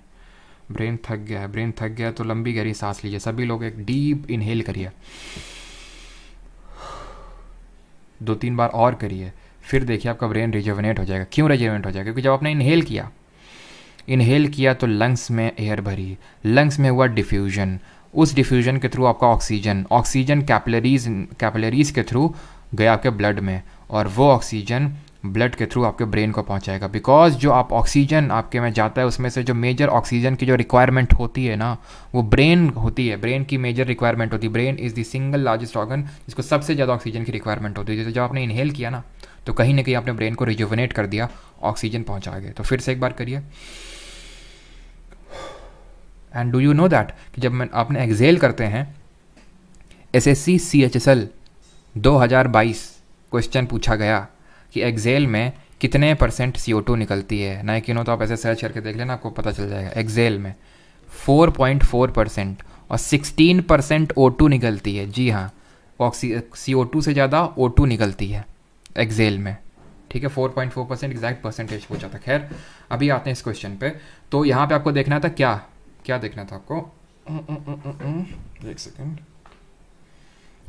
टाइप ऑफ ब्रायोफाइट पूछा ना।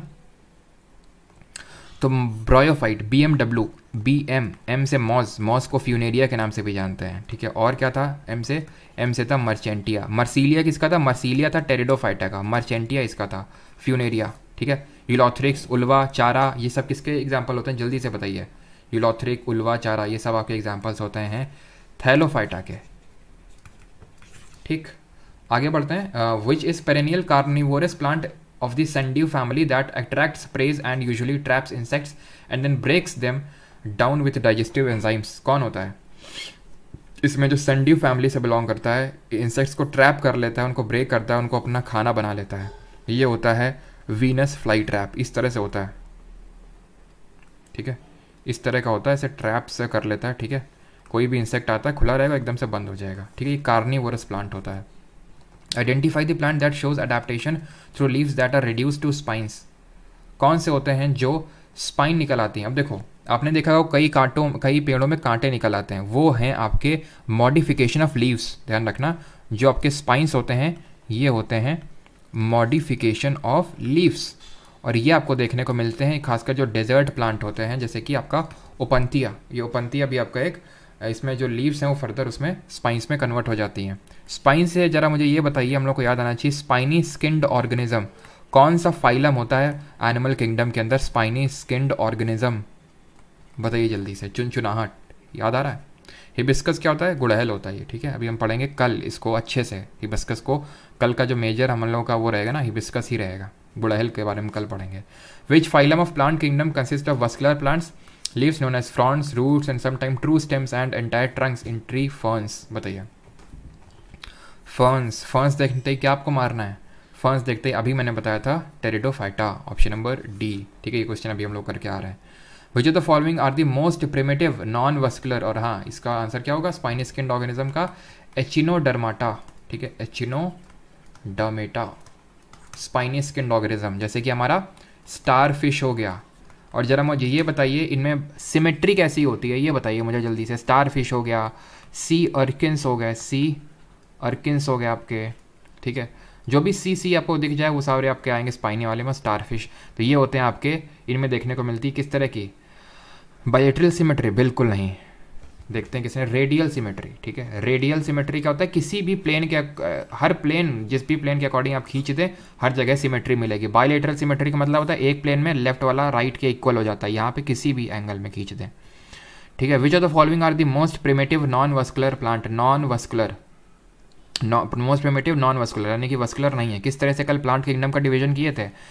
तुम्हारे पास अगर वेल डिफरेंशिएटेड बॉडी पार्ट हैं तो राइट साइड में आ जाओ, नहीं है तो लेफ्ट साइड में, तो इनको बोल दिया थैलोफाइटा। अगर हैं फर्दर दो, तुम्हारे पास वस्कुलर टिश्यू हैं कि नहीं है? हैं तो राइट साइड में, नहीं है तो लेफ्ट साइड में। तो यहाँ ब्रायोफाइट आए थे, जिनको कि हम और किस नाम से जानते हैं जरा ये बताइए? इनको हम जानते हैं amphibians of plant kingdom, amphibians of plant kingdoms के नाम से जानते हैं। और इनके BMW करके एग्जाम्पल याद किए थे। बी से ब्रायोफाइट, M से मॉजेस, एंड मॉजेस को फ्यूनेरिया बोलते हैं, और आपका मर्चेंटिया।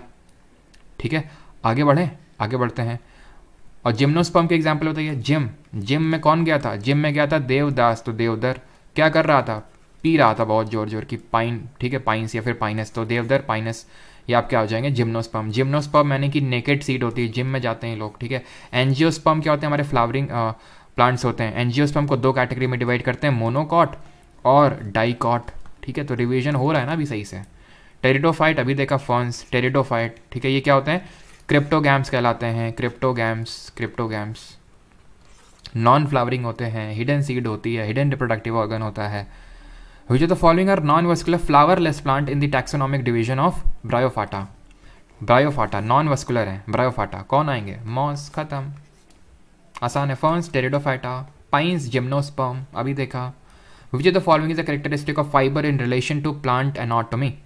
ठीक है, कि तो कितने क्वेश्चन आसान हो चुके हैं अभी आपके, ठीक है। मज़ा आ गया, बिल्कुल मज़ा आना चाहिए।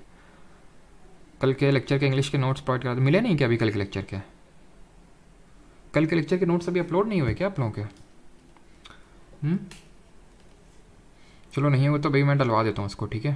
एंड रियली सॉरी अगर आपको नोट्स नहीं मिले तो, ठीक है। थैलोफाइटा आल्गे होता है, बहुत अच्छे। रवि वशिष्ठ ने ऐड किया, थैलोफाइटा प्राइमरली आल्गे, डल जाएंगे आयुष्मान, है ना। तो क्या होगा इसमें आंसर, हाँ, which of the following is characteristic of fibres in relation to plant anatomy. तो ये होता है आपका पजेस ओनली पिटेड थिकनिंग, रट्टा मारो जिंदाबाद टाइप थोड़ा सा क्वेश्चन है, हाँ, ठीक है। ये आपका एनसीईआरटी से नहीं है, लेकिन ये out of the box type question है, ठीक है। तो प्लांट एनाटॉमी यानी कि जो संरचना होती है उससे संबंधित है आपका pitted thickening. 25th, which of the following is a carnivorous plant, इनमें से कौन सा कार्निवोरस है। कार्निवोरस जो मतलब इंसेक्ट्स को खाते हैं, जैसे हमारा वीनस फ्लाई ट्रैप कार्निवोरस था। क्लार्किया, ड्रॉसेरा, हॉलीहॉक या फिर एलाइजम, तो यहाँ पे होगा आपका कौन सा, डॉर्सेरा होगा, ठीक है। क्या हो रहा है, ठीक है। तो यहाँ पे सही आंसर क्या होगा आपका, डॉर्सेरा होगा, ऑप्शन नंबर बी। अगले क्वेश्चन पे आते हैं। अगला क्वेश्चन है ये, viscose fibre is obtained from. तो जो विस्कोस फाइबर है वो किससे मिलता है, सेलुलोस, ऑयल, पेट्रोकेमिकल्स या फिर कोल। तो फाइबर कहाँ से मिलेगा हमें, फाइबर मिलेगा, गेस करिए। सीजीएल 2022 में क्वेश्चन पूछा गया, थोड़ा सा एजुकेटेड गेस मारिए, सेलुलोस। यहाँ पे गेस करने की कोशिश करिए और देखिए कि आपका सही हो रहा है कि नहीं हो रहा है। अब ये रैंडम ब्लाइंड गेस तो नहीं है, हम लोगों ने इतनी चीज़ें पढ़ी हैं उसके बेसिस पे कर रहे हैं। Plant grown in at which of the following places take up carbon dioxide during the night, यानी कि निम्नलिखित में से किस स्थान पर उगे पौधे रात के समय कार्बन डाइऑक्साइड ग्रहण करते हैं। Ocean beds, deserts, roof tops या फिर हिली ट्रेन्स। तो जो आपके यूजुअली होता क्या, प्लांट्स दिन के टाइम पे ऑक्सीजन देते हैं, कार्बन डाइऑक्साइड लेते हैं, उल्टा हो जाता है रात में। लेकिन डेजर्ट में ये चीज़ क्या होती है, मतलब रात में यूजुअली क्या होता है अगर हम देखें तो प्लांट ऑक्सीजन ले रहे होते हैं, CO2 दे रहे होते हैं ज़्यादातर प्लांट। तभी हम बोलते हैं कि प्लांट के नीचे रात में नहीं सोना चाहिए, ठीक है। गांव में क्या बोलते हैं कि भूत है, भूत आ जाता है प्लांट के नीचे। भूत नहीं आ जाता है, वो आपको CO2 रिलीज़ करते हैं। CO2 रिलीज़ होती है तो चोकिंग होने लगती है आपके पूरे रेस्पिरेटरी ट्रैक्ट में। तो चोकिंग की वजह से आपको लगता है कि भूत ने चोक कर दिया आपको। भूत आया और आपकी मतलब आपका गला दबा दिया, ठीक है। आपकी नहीं, आपका गला दबा दिया, ठीक है। सही आंसर क्या होगा यहाँ पे, डेजर्ट होगा। डेजर्ट में क्या होता है, यहाँ पे रात में भी लोग कार्बन डाइऑक्साइड लेते हैं आपके और ऑक्सीजन रिलीज़ करते हैं डेजर्ट्स में। जो डेजर्ट्स में ग्रो करते हैं ना प्लांट, अभी देखेंगे वो ज़ेरोफाइटिक बोलते हैं उनको, ज़ेरोफाइटिक वेजिटेशन, ज़ेरोफाइट्स बोलते हैं उन प्लांट्स को जो आपके डेजर्ट या फिर जो वाटर स्कार्स रीजन में जो ग्रो करते हैं। Which of the following is not a storage root, निम्नलिखित में से कौन सा स्टोरेज रूट नहीं है। Which of the following is not a storage root, napiform, breathing root, conical या फिर फ्यूजीफॉर्म। आंसर होगा ब्रीदिंग रूट, स्टोरेज रूट नहीं है। अब चलिए मैं आपसे एक क्वेश्चन पूछता हूँ, ब्रीदिंग रूट आप में से काफ़ी लोगों को पता होगा कि जो लोग PYQ सीरीज़ को फॉलो कर रहे हैं उनको, क्योंकि ज्योग्राफी तो अभी इस बैच हम लोगों ने अभी किया नहीं है, कि मैनग्रूव्स की जो रूट्स होते हैं उनको ब्रीदिंग रूट बोलते हैं। मैनग्रूव्स की जो रूट होते हैं ब्रीदिंग रूट्स बोलते हैं और इनको हम न्यूमैटोफोर्स प्यार से बुलाते हैं। अब मुझे ये बताइए, जो न्यूमैटोफोर्स हैं, ये जो न्यूमैटोफोर्स हैं ब्रीदिंग रूट, ये कैसा जियोट्रॉपिज्म दिखा रही हैं और कैसा हाइड्रोट्रॉपिज्म दिखा रही हैं और कैसा फोटोट्रॉपिज्म दिखा रही हैं, मुझे जल्दी से बताइए, जल्दी से मुझे बताइए। ब्रीदिंग रूट क्या होती हैं, ब्रीदिंग रूट होती हैं पानी में नीचे ना जाके पानी से ऐसे ऊपर आ जाती हैं। अगर आपने देखी हो तो ब्रीदिंग रूट ऊपर आ जाती हैं, ऊपर आ रही हैं यानी कि नेगेटिव जियोट्रॉपिज्म, नेगेटिव हाइड्रोट्रॉपिज्म और पॉजिटिव फोटोट्रॉपिज्म। तो अगर ब्रीदिंग रूट का भी इस तरह से क्वेश्चन बन जाए तो बहुत अच्छा क्वेश्चन बनेगा ये। Dash is the pattern of veins in the blade of a leaf, पत्ती के ब्लेड में शिराओं का पैटर्न होता है। एंथोलॉजी, मॉर्फोलॉजी, साइटोलॉजी या फिर वेनेशन, तो उसको क्या बोलते हैं? वेन्स। वेन्स से आपको क्या आना चाहिए? वेन्स से होना चाहिए आपका वेनेशन। इस तरह से ये क्वेश्चंस आपको करने होते हैं। हर क्वेश्चन आप ये एक्सपेक्ट नहीं कर सकते हैं कि नहीं आपको एकदम डिट्टो छपा मिलेगा। हम लोग पढ़ रहे हैं इसीलिए चीज़ें, और इसी वजह से आप स्कोर अभी तक नहीं कर पा रहे थे जीके में, बिकॉज आपको था कि अच्छा ये पढ़ लेंगे कि इसके लिए ये किताब पढ़ लेंगे, इसके लिए ये बैच ले लेंगे, ये बैच ले लेंगे तो बस सारा हो जाएगा बायोलॉजी। यही होता है कि बायोलॉजी पूरा होने के बाद भी आप फिर क्वेश्चन नहीं कर पाते हैं, पॉलिटी पूरा होने के बाद भी क्वेश्चन नहीं कर पाते हैं। एक तो ठीक है आपने पूरा कॉम्प्रिहेंसिव नहीं पढ़ा है, पहली बात तो। दूसरा ये कि आपने PYQs को अच्छे से नहीं लगाया है। वो क्वेश्चंस जो आउट ऑफ द बॉक्स होते हैं या फिर वो क्वेश्चंस जो नहीं बनते हैं, बट हमें कैसे उन क्वेश्चंस को सॉल्व करना है वो भी आपको पैरेलली सीखना पड़ेगा साथ साथ में, जो मैं करने की कोशिश कर रहा हूँ। साथ में डेली आपको हर चैप्टर मैंने PYQs करवा रहा हूँ, हर चैप्टर में टिल द लास्ट डे आपको मैं PYQs करवाता रहूँगा, ठीक है। और ख़ासकर आप ये चीज़ को नोटिस करिएगा, या फिर नोटिस ना करिएगा बल्कि नोट्स में इस चीज़ को ऐड करिएगा। मैं आपको ये बोलना चाहूँगा कि जो भी चीज़ हम यहाँ पे, जैसे फॉर एग्जांपल अगर मान लेते हैं कि मैंने ये चीज़ पढ़ी है, ठीक है, फॉर एग्जांपल कि अगर कोई चीज़ हमने पढ़ी है, जैसे अभी मान लेते हैं कि कोई हमने चीज़ पढ़ रखी है, तो उसको नोट्स में ऐड मत करिए फिर ना, नहीं तो वो रेपिटेशन हो जाएगा। मान लेते हैं ये चीज़ है आपकी, ठीक है, कि it is not a storage root, तो इसको कहीं कुन्ना में नोट कर लो कि breathing root is not a storage root, ठीक है। कहीं नोट कर लो कि desert plants take up carbon dioxide during the night, इस चीज़ को आप ऐड कर लो। यही तो फ़ायदा होगा PYQs लगाने का, कि आपने एक तो पूरा जो हम लोगों ने NCERT वो कवर कर लिया, PYQs कवर कर लिया। अब भी क्वेश्चन ना बना तो भारतवर्ष के किसी बच्चे से क्वेश्चन नहीं बन रहा होगा वो, फिर सिंपल सी बात है। और इन क्वेश्चन को सॉल्व कैसे करना है वो भी सीख रहे हैं, तो मतलब हम कुछ अगर एजुकेटेड गेस मारेंगे तो उसमें हमेशा पॉजिटिव में ही रहेंगे। Which of the following plants are mesophyll cells found, यानी कि पौधे के किस भाग में मेसोफिल कोशिकाएं पाई जाती हैं? Seed, leaf, stem, root. Mesophylls की अगर बात करें तो आपको देखने को मिलेंगी लीफ में, ऑप्शन नंबर B सही आंसर होगा। लीफ में आपको वेनेशन देखने को मिलेगा। वेंस आपने देखी हुई पत्ती में, अगर आप ध्यान से देखेंगे तो इस तरह से नहीं आपको देखने को मिलती हैं, ऐसे नसें टाइप देखने को मिलती हैं ना, वेंस बहुत पतली पतली पतली पतली, आप देखना ध्यान से, तो वेनेशन कहलाता है वो। पाइन एप्पल किस तरह का प्लांट है? Pine Apple is a which type of plant?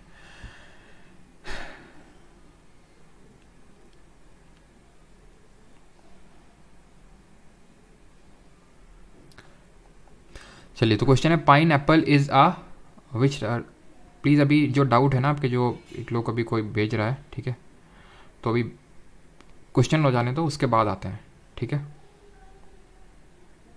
चलिए, तो क्वेश्चन है यहाँ पे हाइड्रोफाइट, मेजोफाइट, जीरोफाइट या फिर आपका है हाइग्रोफाइट।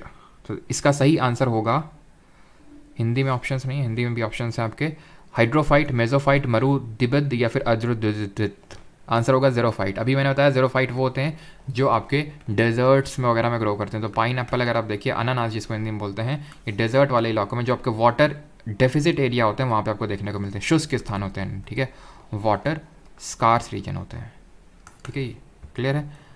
वाटर क्रिप्टोगैम्स, क्रिप्टोगैम्स क्या है? Plants having covered seeds, flowering plants, non flowering plants, plants having uncovered seeds.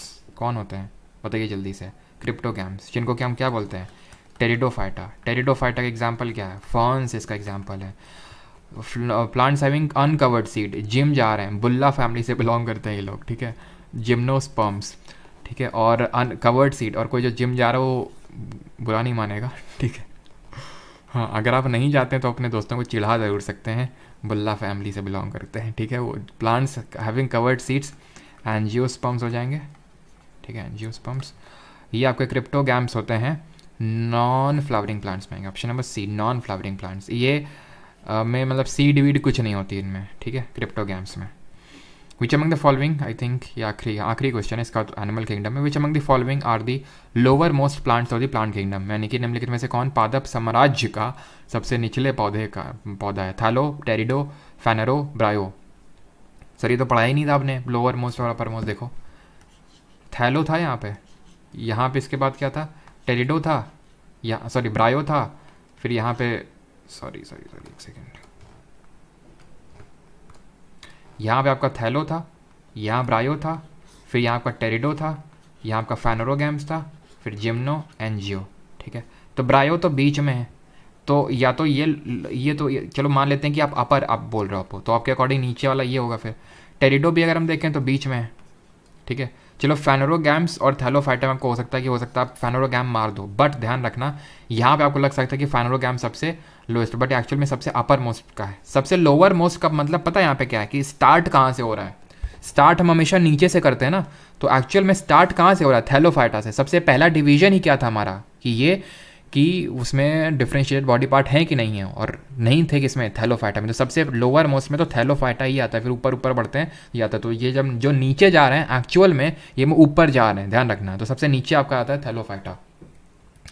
Animal kingdom में काफ़ी क्वेश्चन हम लोग लगा चुके थे काफ़ी हद तक, कुछ और हमें लगाने। तो होमिनिडो में कौन आ रहे थे, मैन आ रहे थे, ठीक है। और हाँ याद रखना होमिनिडो है क्या, होमिनिडो है क्या। तो कल हम लोगों ने एक चीज़ याद रख करी थी, अगर आपको याद हो, कि some girls of our school play kabaddi पढ़े थे। के किंगडम, पी से क्या था, फाइलम, एस से स्पीशीज़, इस तरह से पढ़े थे ना पूरा। उसमें से हम लोग, हम ह्यूमंस, किंगडम पता है हमारा क्या है, किंगडम है एनिमल किंगडम से बिलोंग करते हैं, एनिमेलिया। फाइलम पता है हमारा क्या है, फाइलम है कोर डेटा, याद करो कोर डेटा। उसके बाद स्पीशीज़ पता है क्या हमारी, स्पीशीज़ है हमारी वर्टिब्रेट, ठीक है, वर्टिब्रेट है। तो फिर ये होमिनिडे क्या हुआ जरा बताइए, क्या पढ़ा था हम लोगों ने, आर। ये स्पीशीज़ तो था आपका, स्पीशीज़ था एस से, ये था आपका प्ले से, था क्या था, प्ले से फाइलम था, और के से आपका किंगडम था।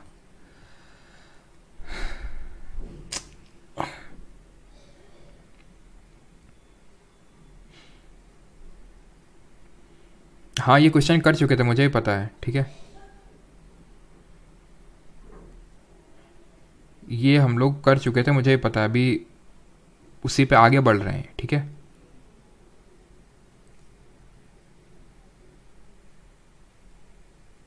अभी आंसर आया नहीं किसी का,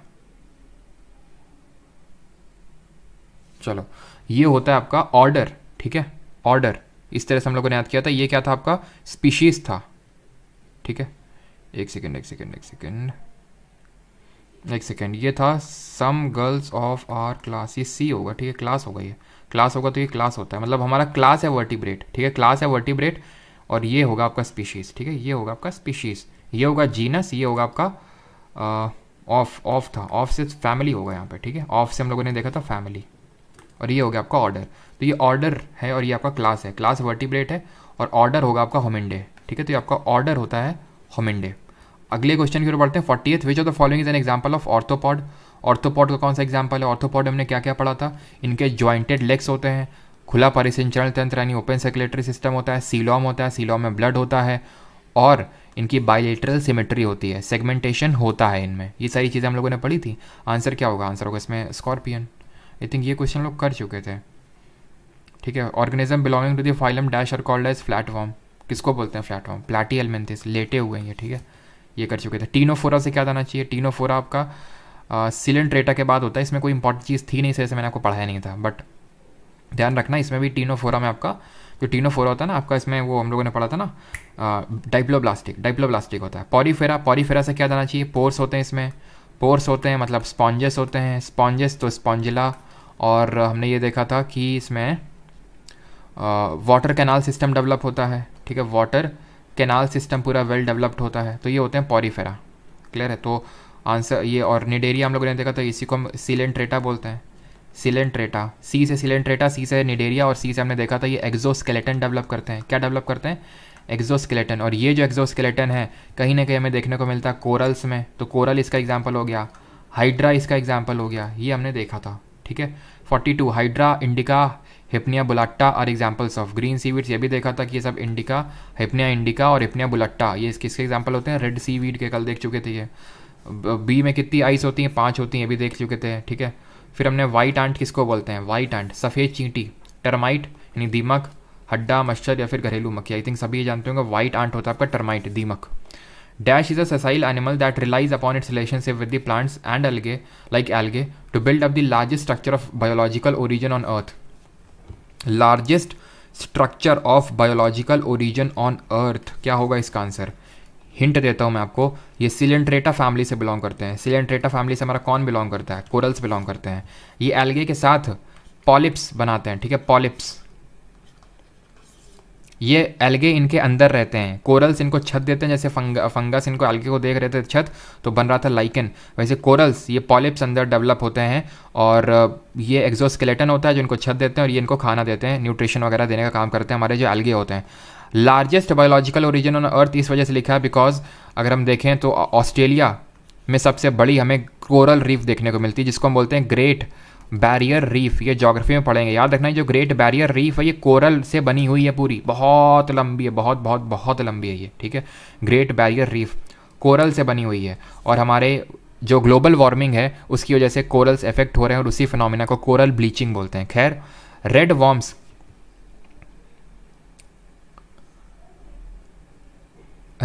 have a structure name dash which helps them in grinding the food, यानी कि लाल कीड़ों में डैश नामक एक संरचना होती है और उन्हें अपना भोजन पीसने में मदद करती है। वो कौन सी संरचना होती है ये आपसे पूछा है। ईसोफेगस होता है, क्रॉप होता है, इंटेस्टाइन होता है, फिर गिजार्ड होता है। तो इसमें गिजार्ड करके होता है, वो इनको ब्रेक करने में हेल्प करता है, ठीक है। इनमें जो गिजार्ड होता है, जो कंठ होता है इनका, वो इनको हेल्प करता है इनके फूड को ब्रेक करने में, रेड वॉर्म्स, ठीक है। अगला क्वेश्चन है which of the following is not a vertebral animal. तो हम लोगों ने जो पूरा डिवीजन देखा था उसमें जब हम कोर डेटा में आए थे, ठीक है, या फिर कॉर्डेट्स में आए थे तो हमने देखा था दो में डिवीजन किया था, एक तो प्रोटोकॉर्डेट्स, ठीक है, प्रोटोकॉर्डेट्स, और दूसरा हमारा क्या था, दूसरा था वर्टिब्रेट्स, ठीक है। प्रोटोकॉर्डेट्स में हमने देखा था कि देखो कॉर्डेट थे क्या जिनमें नोटोकॉर्ड करके फीचर था। नोटोकॉर्ड फीचर क्या था, नोटोकॉर्ड था जहाँ पे एक रॉड लाइक स्ट्रक्चर डेवलप हो रहा था। प्रोटोकॉर्ड डेटा में क्या था, इसमें पूरे उनके सारे जो बोल सकते हैं लाइफ स्पैन्स थे उनमें ढंग से नोटोकॉर्ड डेवलप नहीं हुआ था। वर्टिब्रेट्स में क्या था, डेवलप था। इसमें हम ह्यूमंस भी आते हैं। तो वर्टिब्रेट्स में हमारे पहले थे साइक्लोस्टोमाटा। साइक्लोस्टोमाटा से क्या जाना चाहिए, जॉलेस वर्टिब्रेट्स होते हैं। फिर हमने एव्स पढ़े थे, पक्षी, फिर पिसेस पढ़े थे यानी कि मछलियाँ, फिर एम्फीबियंस पढ़े थे, रेप्टाइल्स पढ़े थे और ह्यूमंस पढ़े थे। तो नॉट अ वर्टिब्रल एनिमल, तो वर्टिब्रल एनिमल स्नेल नहीं होगा बिकॉज स्नेल किस फैमिली से बिलोंग करता है, हिंट देता हूँ, छूने से किसको गुदगुदी होती है। स्नेल हो गया, ऑक्टोपस हो गया, ये सब किससे बिलोंग करते हैं, स्नेल, ऑक्टोपस, ये सब बिलोंग करते हैं आपकी मोलस्क फैमिली से, फिर मोलस्का से, ठीक है। बर्ड्स आपकी एव्स हैं, फिश आपकी पिसेस हैं, मैमल्स आपके मैमल्स हैं, ये तीनों सब इसमें आते हैं, वर्टिब्रेट्स में आते हैं। अभी मैंने आपको बताया, ठीक है। जो ये वर्टिब्रेट क्या हो गया, अभी वही मैं आपको बता रहा हूँ कि किंगडम क्या है, किंगडम एनिमल है हमारा, किंगडम एनिमल है, फाइलम कोर्डेट्स है, ठीक है। उसके नीचे आप उतरेंगे, क्लास हमारा वर्टिब्रेट्स है, और उसके बाद क्लास के बाद जो हमारा ऑर्डर है, ऑर्डर हमारा ऑर्डर में आता है मैमल्स, ठीक है, ऑर्डर में आएगा, सॉरी मैमल्स, यहाँ पे मैं पूरा लिख देता हूँ, एक सेकंड रुको यार, ठीक है, रुकना जरा, कन्फ्यूजन क्रिएट हो रहा है, इसको मैं लिख ही देता हूँ यहाँ पे, देखना। ये हमने इस तरह से याद किया था, सम, ठीक है, सम से some girls of our school, तो स्पीशीज, गर्ल्स है आपका जीनस, ऑफ से हो गया आपका फैमिली, ठीक है, सम गर्ल्स ऑफ आर से हो गया ऑर्डर, स्कूल, स्कूल से हो गया आपका some girls of our not school, class, class से हो गया क्लास, प्ले से हो गया आपका फाइलम, ठीक है, फाइलम, और किंगडम, कबड्डी से हो गया किंगडम।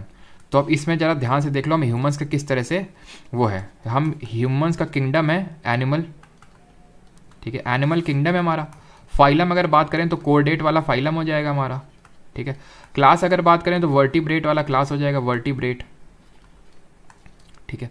ऑर्डर अगर बात करें तो मैमल का ऑर्डर हो जाएगा, और फैमिली अगर बात करें होमिनिडे फैमिली है, होमिनिडे हमारी फैमिली हो जाएगी, ठीक है।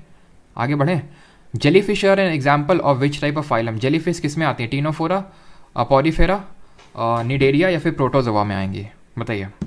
जेलीफिश, अब जेलीफिश एक्चुअल में फ़िश नहीं होती है, जिस तरह स्टार फिश हमारी फ़िश नहीं होती है उसी तरह जेलीफिश भी फ़िश नहीं होती है। एक बार एनडीए में क्वेश्चन पूछा, 4 ऑप्शन दी, उसने बोला इनमें से फ़िश कौन है, star fish, jellyfish, dog fish, ऐसे करके। तो ये मैंने कल भी आपको बताया था, डॉग फिश एक्चुअल में पिसेस से बिलोंग करती है, ठीक है। पिसेस आपका जो बोल सकते हैं क्या, किंगडम नहीं, किंगडम तो क्या है, अगेन वही, किंगडम क्या है, किंगडम एनिमल है, उसमें से फाइलम हमारा कोडेटा है, उसमें से जो आपका क्लास है वो वर्टिब्रेट का है, देन उसके जो नीचे हमारा था जिसको हम ऑर्डर बोल रहे थे, वो ऑर्डर है पिसेस का, ठीक है। तो ऑर्डर पिसेस में था आपका डॉग फिश, एक्चुअल फिश है। स्टार फिश हमारी होती है क्या, एचिनोडर्माटा, एचिनोडर्माटा ये फाइलम से बिलोंग करता है। और जो जेली फिश है ये आपका बिलोंग करता है निडेरिया से, जिसको सीलेंट्रेटा बोलते हैं, जिस फैमिली से हमारा कोरल बिलोंग करता है, जिस फैमिली से हमारा हाइड्रा बिलोंग करता है, ठीक है। प्रोटोजोआ से क्या याद आना चाहिए? प्रोटोजोआ से याद आना चाहिए कि जो वाइट टेकर जी ने 5 बेसिस पे क्लासिफिकेशन किया था किंगडम का, मोनेरा, प्रोटिस्टा, फंजाई, प्लांटिया, एनिमेलिया, उसमें जो प्रोटिस्टा था उससे बिलोंग कर रहा है ये हमारा प्रोटोजोआ, जिसमें कि हमने देखा था अमीबा, जिसमें कि हमने देखा था। और एक चीज़ हमने ये देखी थी, प्रोटोजोआ से प्रोटिस्टा से हमें याद आना चाहिए क्या? पैड याद आना चाहिए ना, पैड। पी से हमने देखा था प्रोटोजोआ, ए से हमने देखा था एल्गे और डी से देखा था डाई एटम्स। ये सब थे प्रोटिस्टा के एग्जाम्पल्स। उसमें प्रोटोजोआ अमीबा था, ठीक है, हमारा पैरामीशियम था और यूग्लेना था, यूग्लेना। अमीबा में क्या थे? अमीबा में स्यूडोपोड्स थे जिससे खाना ये कर रहे थे, स्यूडोपोड्स। पैरामीशियम में क्या था? सीलिया, हेयर लाइक स्ट्रक्चर था, और इसमें एक टेल थी जिसको फ्लैगलम बोल रहे थे, ठीक है, फ्लैगलम, उससे अपना खाना ये ला रहा था अपने पास, ठीक है, प्रोटोजोआ। आगे बढ़ते हैं। Crocodiles have a dash chambered heart. मगरमच्छों में कितने कक्षयुक्त हृदय होता है? 2, 4, 3 या फिर बेचारे सिंगल हार्ट का, सिंगल चैम्बर का हार्ट होता है? बताइए। राहुल भारद्वाज, एनिमल किंगडम के नोट्स नहीं आए अभी तक। आप भी तो सही टाइम पे नहीं आए, नहीं तो आप ये क्वेश्चन ना पूछते, है कि नहीं? अभी मैंने बोला है कि रियली सॉरी फॉर दैट, और अभी मैं डलवाता हूँ उसको। क्लियर है? हो गए होंगे डिले आपके। चलिए, तो अगर हम बात करें क्रोकोडाइल, क्रोकोडाइल किस फैमिली से बिलोंग करता है? रेप्टाइल फैमिली से बिलोंग करता है। कितने हार्ट चैम्बर होते हैं? रेप्टाइल्स के 3 हार्ट चैम्बर होते हैं, बट क्रोकोडाइल, मगरमच्छ के आंसू बहाने के लिए इसको एक और चैम्बर चाहिए। 4 हार्ट का चैम्बर होते हैं। हम ह्यूमंस की तरह, ह्यूमंस में भी 4 हार्ट चैम्बर होते हैं। जो पक्षी होते हैं दैट इज़ एव्स, उनमें भी 4 हार्ट के चैम्बर होते हैं। क्लियर है? जरा बताइए पिसेस और एम्फीबियंस में कितने हार्ट के चैम्बर होते हैं? तो रेप्टाइल्स में आपके कैसे हो गए? 3, बट एक्सेप्शन क्रोकोडाइल है। Metamorphosis in frog is control by, मेढक में काया पलट किसके द्वारा की जाती है? मेटामॉर्फोसिस का मतलब होता है चेंज इन फॉर्म, ठीक है, इसका मतलब होता है चेंज इन फॉर्म। बिल्कुल सही प्राची पंडित। 3 एम्फीबियंस, एक्सेप्शन 4। पिसेस में 2 होते हैं, बिल्कुल सही है। उल्टी हो जाएगी प्रीति मिश्र, तुम्हारा कमेंट देख के हमें उल्टी हो जाएगी, जो बार बार तुम लिखे जा रही हो, ब्रेन वो हो रहा है, उल्टी हो जाएगी। ये लिखने से अच्छा है थोड़ा ये कर लो, ठीक है, या तो ना करो, ठीक है, रिस्क ले लो, या तो कॉन्फिडेंट फील कर लो लेक्चर करने से। अब यहाँ पे मैं कोई फालतू की चीज़ तो करवा नहीं रहा हूँ, इसी वजह से मैं लिख के भी ला रहा हूँ ताकि आपको ये रहे कि हाँ ये PYQs ही एक्चुअल में, ठीक है। तो जो फिशेज़ होती हैं, पिसेज, उसमें 2 हार्ट का चैम्बर होता है, ठीक है। कॉकरोच होता है उसमें 13 हार्ट का चैम्बर होता है, ठीक है, कॉकरोचेस में। आइडेंटिफाई, और जो हमारे अर्थ वॉर्म्स होते हैं उनमें 3 हार्ट का चैम्बर होता है, अर्थ वॉर्म्स में। Identify the organism that is not a pseudocoelomate. इनमें से स्यूडोसिलोमेट कौन सा नहीं है? एसाइक्लोमेटा, एस्कैरियस, वुशेरिया या फिर scorpions. Not a pseudocoelomate, not a pseudocoelomate कौन सा नहीं है ना? What is a pseudocoelomate? Pseudocoelomate क्या थे? स्यूडोसिलोमेट थे हमारे निमैटोड्स, जिनको कि हम एस्चेलमेंथिस बोल रहे थे, ठीक है, एस्चेलमेंथिस। कैसी बॉडी थी? सिलेंड्रिकल बॉडी थी। और क्या किया था कि इनका कॉमन एंट्री और एग्जिट पॉइंट होता है, खाने का और निकलने का कॉमन होता है। ये हमने पढ़ा था निमैटोड्स में। तो एसाइक्लोस्टोमा, स्कैरियस, वुशेरिया या फिर स्कॉर्पियंस। तो स्कॉर्पियंस हमारे बिलोंग करते हैं ऑर्थोपोडा से, ऑर्थोपोडा से, ये हमें पता है, एलिमिनेट कर सकता है उस। बिल्कुल मैं बोलूँगा कि एस्कैरीज और एनसाइक्लोस्टोमा मैंने नहीं पढ़ाया, बट ये उसका काम ही नहीं था, यहाँ पे तो एलिमिनेशन से क्वेश्चन होना था। और इतने सारे होते हैं, उनकी गिनती थोड़ी ना, लाखों होते हैं, लाखों निमैटोड्स होते हैं, सब थोड़ी ना याद करेंगे बैठ के आप, ठीक है। इस तरह से एलिमिनेशन से होगा। वुशेरिया बस याद रखना, वुशेरिया भी आपका एक निमैटोड होता है, एस्चेलमेंथिस होता है। 53rd, in a lake ecosystem the primary consumers are. जो लेक का इकोसिस्टम होता है उसमें प्राइमरी कंज्यूमर्स कौन होते हैं? कंज्यूमर्स, ये पूछ रहा है। जू प्लैंक्टन, फाइटोप्लैंक्टन, बैक्टीरिया या फिर फिशेस। तो जो हमारा लेक का इकोसिस्टम होता है उसमें प्रोड्यूसर होते हैं, पी से प्रोड्यूसर होते हैं फाइटोप्लैंक्टन, पी से फाइटोप्लैंक्टन। फाइटो मतलब एक तरह से बोल सकते हैं लाइट, ठीक है।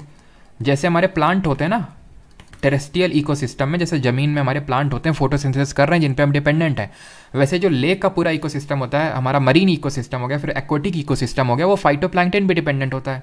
कैसे? फाइटोप्लैंक्टन सन की एनर्जी को फिक्स किया, फाइटोप्लैंक्टन को खाया जू प्लैंक्टन ने, जो कि प्राइमरी कंज्यूमर्स हुए। इन जू प्लैंक्टन को फिर हमारी बैक्टीरिया एंड देन फिशेज वगैरह खाती हैं। तो फिशेज हमारे सेकेंडरी कंज्यूमर्स हो गए इस पूरे लेक इकोसिस्टम में।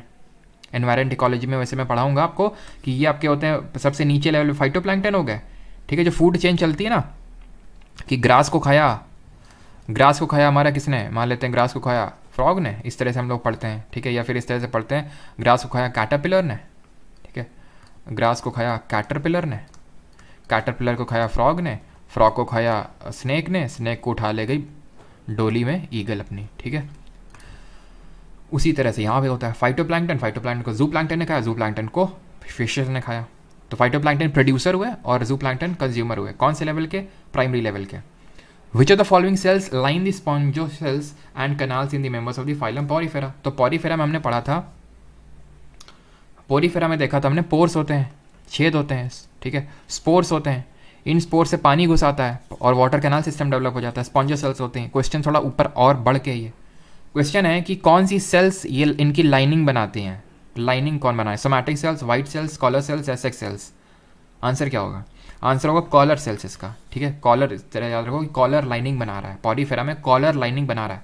अब हमने पॉरीफेरा में सब कुछ पढ़ा बट ये नहीं पढ़ा, राइट, क्योंकि एनसीईआरटी में नहीं लिखा हुआ, तो इसको हम अलग से अपने नोट्स में ऐड कर लेंगे। तो जो नोट्स बना रहे हैं प्लीज़ इस चीज़ को ऐड कर दीजिएगा कि collar cells line the spongocoel and canals.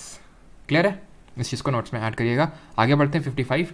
There are holes और pores all cover the body, they are commonly called as sponges and are mainly found in marine habitats. किस में पाए जाते हैं बताइए, पोर्स, सिंपल बताइए, जल्दी बताइए, पोरीफेरा है कि नहीं, CPO 2022। Which of the following is not a polar animal, इनमें से पोलर एनिमल कौन सा नहीं है, रिंग्ड सील्स नहीं है, मस्क ऑक्सिन नहीं है, लीमर नहीं है, फिर वॉलरस नहीं है, तो कौन सा पोलर एनिमल नहीं है, नॉट अ पोलर एनिमल।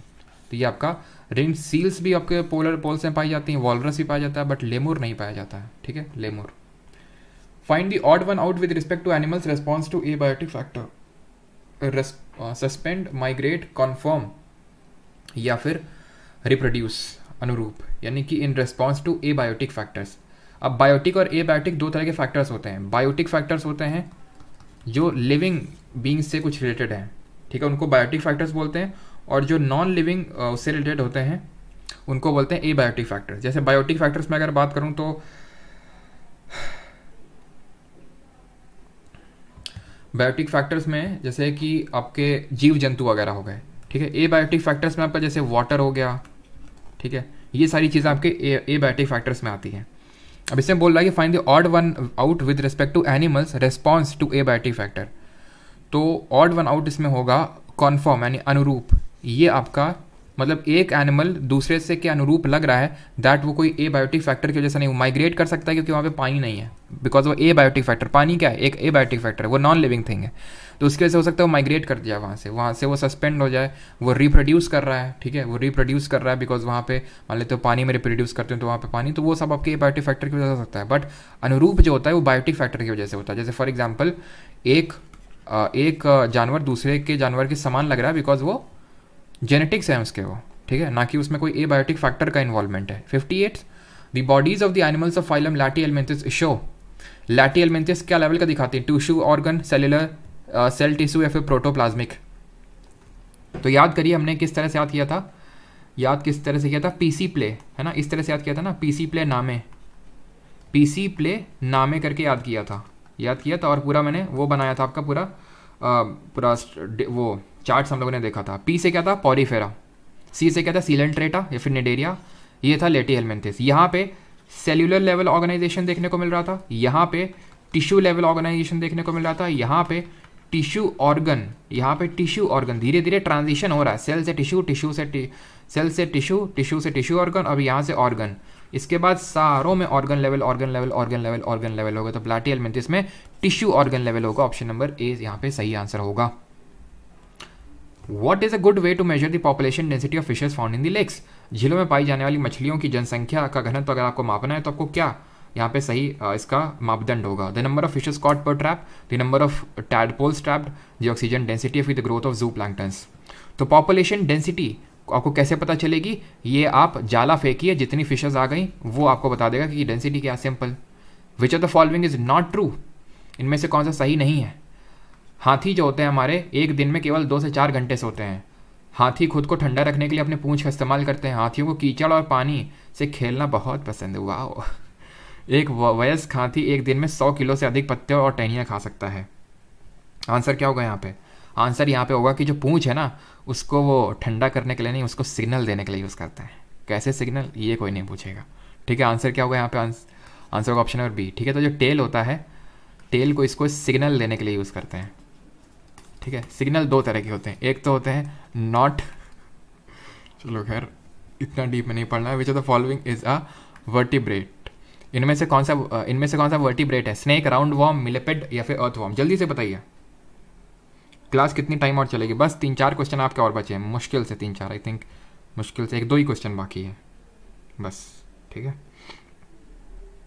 चलिए, तो यहाँ पे सही आंसर क्या होगा, वर्टिब्रेट। तो वही वर्टिब्रेट में आपका स्नेक आता है, बिकॉज ये रेप्टाइल में आता है। ठीक है, रेप्टाइल में इसमें कितने हार्ट का चैम्बर होगा जरा बताइए। राउंड वॉर्म किस में आ रहा था, राउंड राउंड हमारी इंटेस्टाइन होता है, इंटेस्टाइन में जाके बैठ जाते हैं राउंड वॉर्म, कीड़े कहीं के निमेटोड्स, और फिर हमें गोली खानी पड़ती है, और नहीं तो ये फाइलारिसिस कर देते हैं, यानी कि जो फाइलेरियल वॉर्म्स होते हैं, फाइलेरियल वॉर्म्स, ठीक है, वो होते हैं आपके निमेटोड्स। निमेटोड्स में आपका वुचेरिया भी आएगा, वुचेरिया। ठीक, मुझे ये बताइए ये किस में आएंगे आपके, जो आपका प्लेनेरिया हो गया जो आँख दिखाता है, प्लेनेरिया, और लिवर फ्लूक, ये किस में आएगा, लिवर फ्लूक किस में आएगा, और आपका टेप वॉर्म किस में आएगा, टेप वॉर्म। तो यहाँ पे अर्थवॉर्म किस फैमिली से बिलोंग कर रहा था, एनालीडा से। एनालीडा में हमने क्या देखा था, अर्थवॉर्म में क्या था, सेगमेंटेशन था, सेगमेंटेशन था। सीलॉम था कि नहीं था, बिल्कुल था सर, सीलॉम तो सब में था। जो हमने ये पीसी प्ले नामे देखा था, पी को छोड़ दीजिए, इसमें सीलॉम नहीं है, इसमें सीलॉम नहीं है, ठीक है, इसमें सीलॉम नहीं है, इसमें सीडो सीलॉम है, इसके बाद सब में सीलॉम है, इस तरह से पढ़ा था ना। तो एनालीडा में भी आपका सीलॉम है, क्लियर है।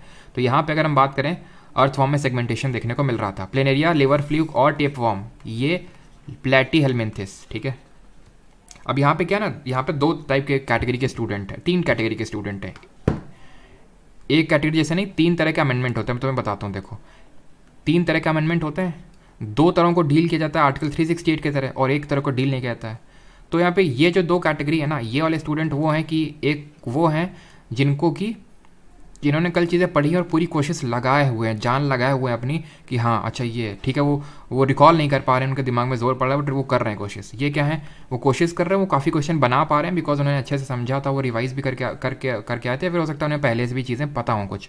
ठीक है, तो ये दोनों तो हैं जो गुड कैटेगरी ऑफ स्टूडेंट हैं। एक वो हैं, क्लास कब खत्म होगी, उल्टी आ रही है, नींद आ रही है, ठीक है तो ऐसा है, तुम जाके उलट दो अब, ठीक है, तुमसे हो नहीं पाएगा। तो वो टाइप के कमेंट किए पड़े हैं, तो इनको आर्टिकल 368 की तरह डील नहीं किया जाएगा, इनको अपने हालत में छोड़ा जाएगा। ठीक है, तो ये प्लैटीहेल्मिन्थिस। अब ये प्लैटीहेल्मिन्थिस, ये जो मैं प्लेनेरिया, लिवर फ्लूक, टेपवॉर्म बता रहा हूँ, नई चीज़ थोड़ी ना बता रहा हूँ, कल पढ़ी थी ये। ठीक है, प्लैटीहेल्मिन्थिस। और अगर आप बिल्कुल भी आपको हवा नहीं लग रही, तो मतलब आपने लेक्चर देखा नहीं, या तो आप बिल्कुल भी रिवाइज करके नहीं आए। ठीक है, तो प्लेनेरिया की अगर बात करें, आँख दिखाता है, यानी कि फ्री लिविंग है, इसके पास आँखें हैं, फ्री लिविंग है, मोटाइल है। लिवर फ्लूक क्या है, लिवर फ्लूक आपका है, ये है आपका पैरासाइट। ठीक है, टेप वॉर्म कहीं कहीं पे मैंने देखा, पता नहीं एक स्टूडेंट ने भेजा था, आई थिंक उन्होंने पता नहीं कोई दूसरी कैटेगरी में इसको रख दिया था, बट ये प्लैटीहेल्मिन्थिस में आएगा, ध्यान रखना इस चीज़ को। ठीक है, आगे बढ़ते हैं। Octopus is an example of phylum. बताइए ऑक्टोपस, कल भी करवाया, अभी थोड़ी देर पहले करवाया कि ऑक्टोपस को छूने से गुदगुदी होती है। गुदगुदी होती है किसको छूने के, चिनचिनाहट होती है, यानी कि ये spiny skinned organism, spiny skinned है। एग्जाम्पल क्या हो जाएंगे, एग्जाम्पल हो जाएंगे स्टार फिश हो गया, सी अर्किन्स हो गया। ठीक है, हेमीकोडेटा, कोडेट में नोटोकोड फीचर देखने को मिलेगा, रॉड लाइफ स्ट्रक्चर। ऑर्थोपोडा कितनी बार करें अब, कि जॉइंटेड लेग्स होते हैं, लार्जेस्ट फाइलम होता है, सबसे बड़ा फाइलम होता है। अच्छा, सेकंड लार्जेस्ट फाइलम कौन सा होता है, सेकंड लार्जेस्ट फाइलम, सबसे बड़ा फाइलम प्लांट के एनिमल किंगडम के अंदर तो ऑर्थोपोडा होता है। जॉइंटेड लेग्स होते हैं आपके, ओपन सर्कुलेटरी सिस्टम होता है। ठीक है, कैविटी होती है, कैविटी में आपका जो सीलॉम होता है, सीलॉम में ब्लड फिल्ड होता है। और इनके एग्जाम्पल्स हैं, स्कॉर्पियंस हो गए, क्रैब्स हो गए। ठीक है, आपके स्कॉर्पियन तो हो गए, स्कॉर्पियन, क्रैब हो गया, हाउस फ्लाई हो गया, इंसेक्ट हो गए, वो सब इसके एग्जाम्पल्स हैं। मलस्का इसका आंसर हो जाएगा। ठीक है, मलस्का में ऑक्टोपस हो गए, स्नेल्स हो गए, ये सब आते हैं। सेकंड लार्जेस्ट फाइलम में आप कहते हैं नीमेटोड्स। ठीक है, जिनको कि हम एस्टेलमेंथिस के नाम से जानते हैं। 63rd, which phylum of the animal kingdom includes animal such as hydra, Adamsia, Physalia, corals. बताइए, रिपीट हो रहे हैं सेम क्वेश्चंस। सी से कोरल, सी से सीलेंट्रेटा। इतनी तेज़ी के साथ आंसर होने चाहिए। अब देख सकते हैं CHSL 2022। अब ये आपको लगता है आपको क्वेश्चन छोड़ेंगे आप ये आगे आएंगे तो आप छोड़ेंगे इन क्वेश्चंस को? खत्म हो गया पूरा चैप्टर अपना, and we are done with the chapter. अब आप कोई भी क्वेश्चन करिए, मज़ा आ जाएगा आपको करने में। ठीक है, अब करेंगे कहाँ से, करेंगे। अब मैं अपलोड कर दूंगा और मुझे पता है अब ये सुनते ही तुम्हारे अंदर इतना खून खौलेगा ना कि मैं एप्लीकेशन पे क्वेश्चंस अपलोड कर दूंगा। अब तुम्हारा खून खौलेगा। 3 दिन से वही सेम बात बोले जा रहे हैं कि अपलोड कर दूंगा कर दूंगा कर दूंगा। कब करेंगे? आज पक्का करेंगे, क्योंकि आज हम लोग के 3 चैप्टर हो चुके हैं। आप वहाँ से अटेम्प्ट करिएगा, आप CDS NDA वाले। इसके बाद या तो मत अटेम्प्ट करिएगा, जब एग्ज़ाम देने जाए उससे पहले कर लीजिएगा। पूरा रिवीजन हो जाएगा आपका, ठीक है? पूरा रिवीजन हो जाएगा आपका। चलिए भाई, धन्यवाद सभी का, ठीक है? अब चलते हैं, खाना खाते हैं चल के, ठीक है? सभी लोग जिस सिलेक्शन लेके आइए, फिर मिल के खाना खाएंगे, ठीक है? साथ में मज़ा आ गया। I need to contact you, how can I contact you? कोई तरीका नहीं है, ठीक है? कॉन्टैक्ट करने का एक्चुअल में कोई तरीका नहीं है। थोड़ा व्हाट्सएप वगैरह था भी, तो वो भी मैंने पूरी तरह से भी बंद कर दिया व्हाट्सएप वगैरह भी, क्योंकि काफ़ी ज़्यादा थोड़ा ना डिस्ट्रैक्शन हो रहा था। तो उसकी वजह से क्योंकि काफ़ी सारी चीज़ें होती हैं। मैं तो व्हाट्सएप में पर्सनल मैसेज के रिप्लाई कर लूँ, ठीक है? या फिर मैं आपको कलेक्टिवली आपकी हेल्प कर सकूँ। अगर आपको कोई डाउट है तो एक नंबर मैं ड्रॉप कर दूँगा, उसमें आप उस भेज सकते हैं। अगर आपको कोई डाउट है, that is not my number, उस नंबर से मुझे सूचनाएं मिल जाती हैं कि हाँ इसने इसका ये डाउट है, या फिर कुछ जो भी डाउट होते हैं आप लोगों के, ठीक है? तो वो नंबर मैं आपको दे देता हूँ। और व्हाट्सएप भी है, उसमें कॉलिंग अलाउड नहीं है, बट ध्यान देना कि फ़ालतू के मत भेजना, बिकॉज फालतू के भेजोगे तो रिप्लाई भी नहीं मिलेगा, ठीक है? मैं तो कर भी देता हूँ, लेकिन वो भी मेरा नंबर नहीं है, ठीक है? उस नंबर से ये कि मुझ तक इन्फॉर्मेशन, अगर कोई बहुत ही इंपॉर्टेंट इन्फॉर्मेशन है तो वो पहुंच जाती है। अगर इंपॉर्टेंट है, वैसे तो आपका वही डील कर देंगे जिनका ये नंबर है, ठीक है? द नंबर इज़ 6307286428, ठीक है? चलिए, धन्यवाद सभी को, मिलते हैं कल हमारा आई थिंक रिप्रोडक्शन चैप्टर होगा, तो कल हम देखेंगे कि कैसे। खैर वो तो आपको पता है, फ्लावर वाला देख लेंगे, प्लांट वाला।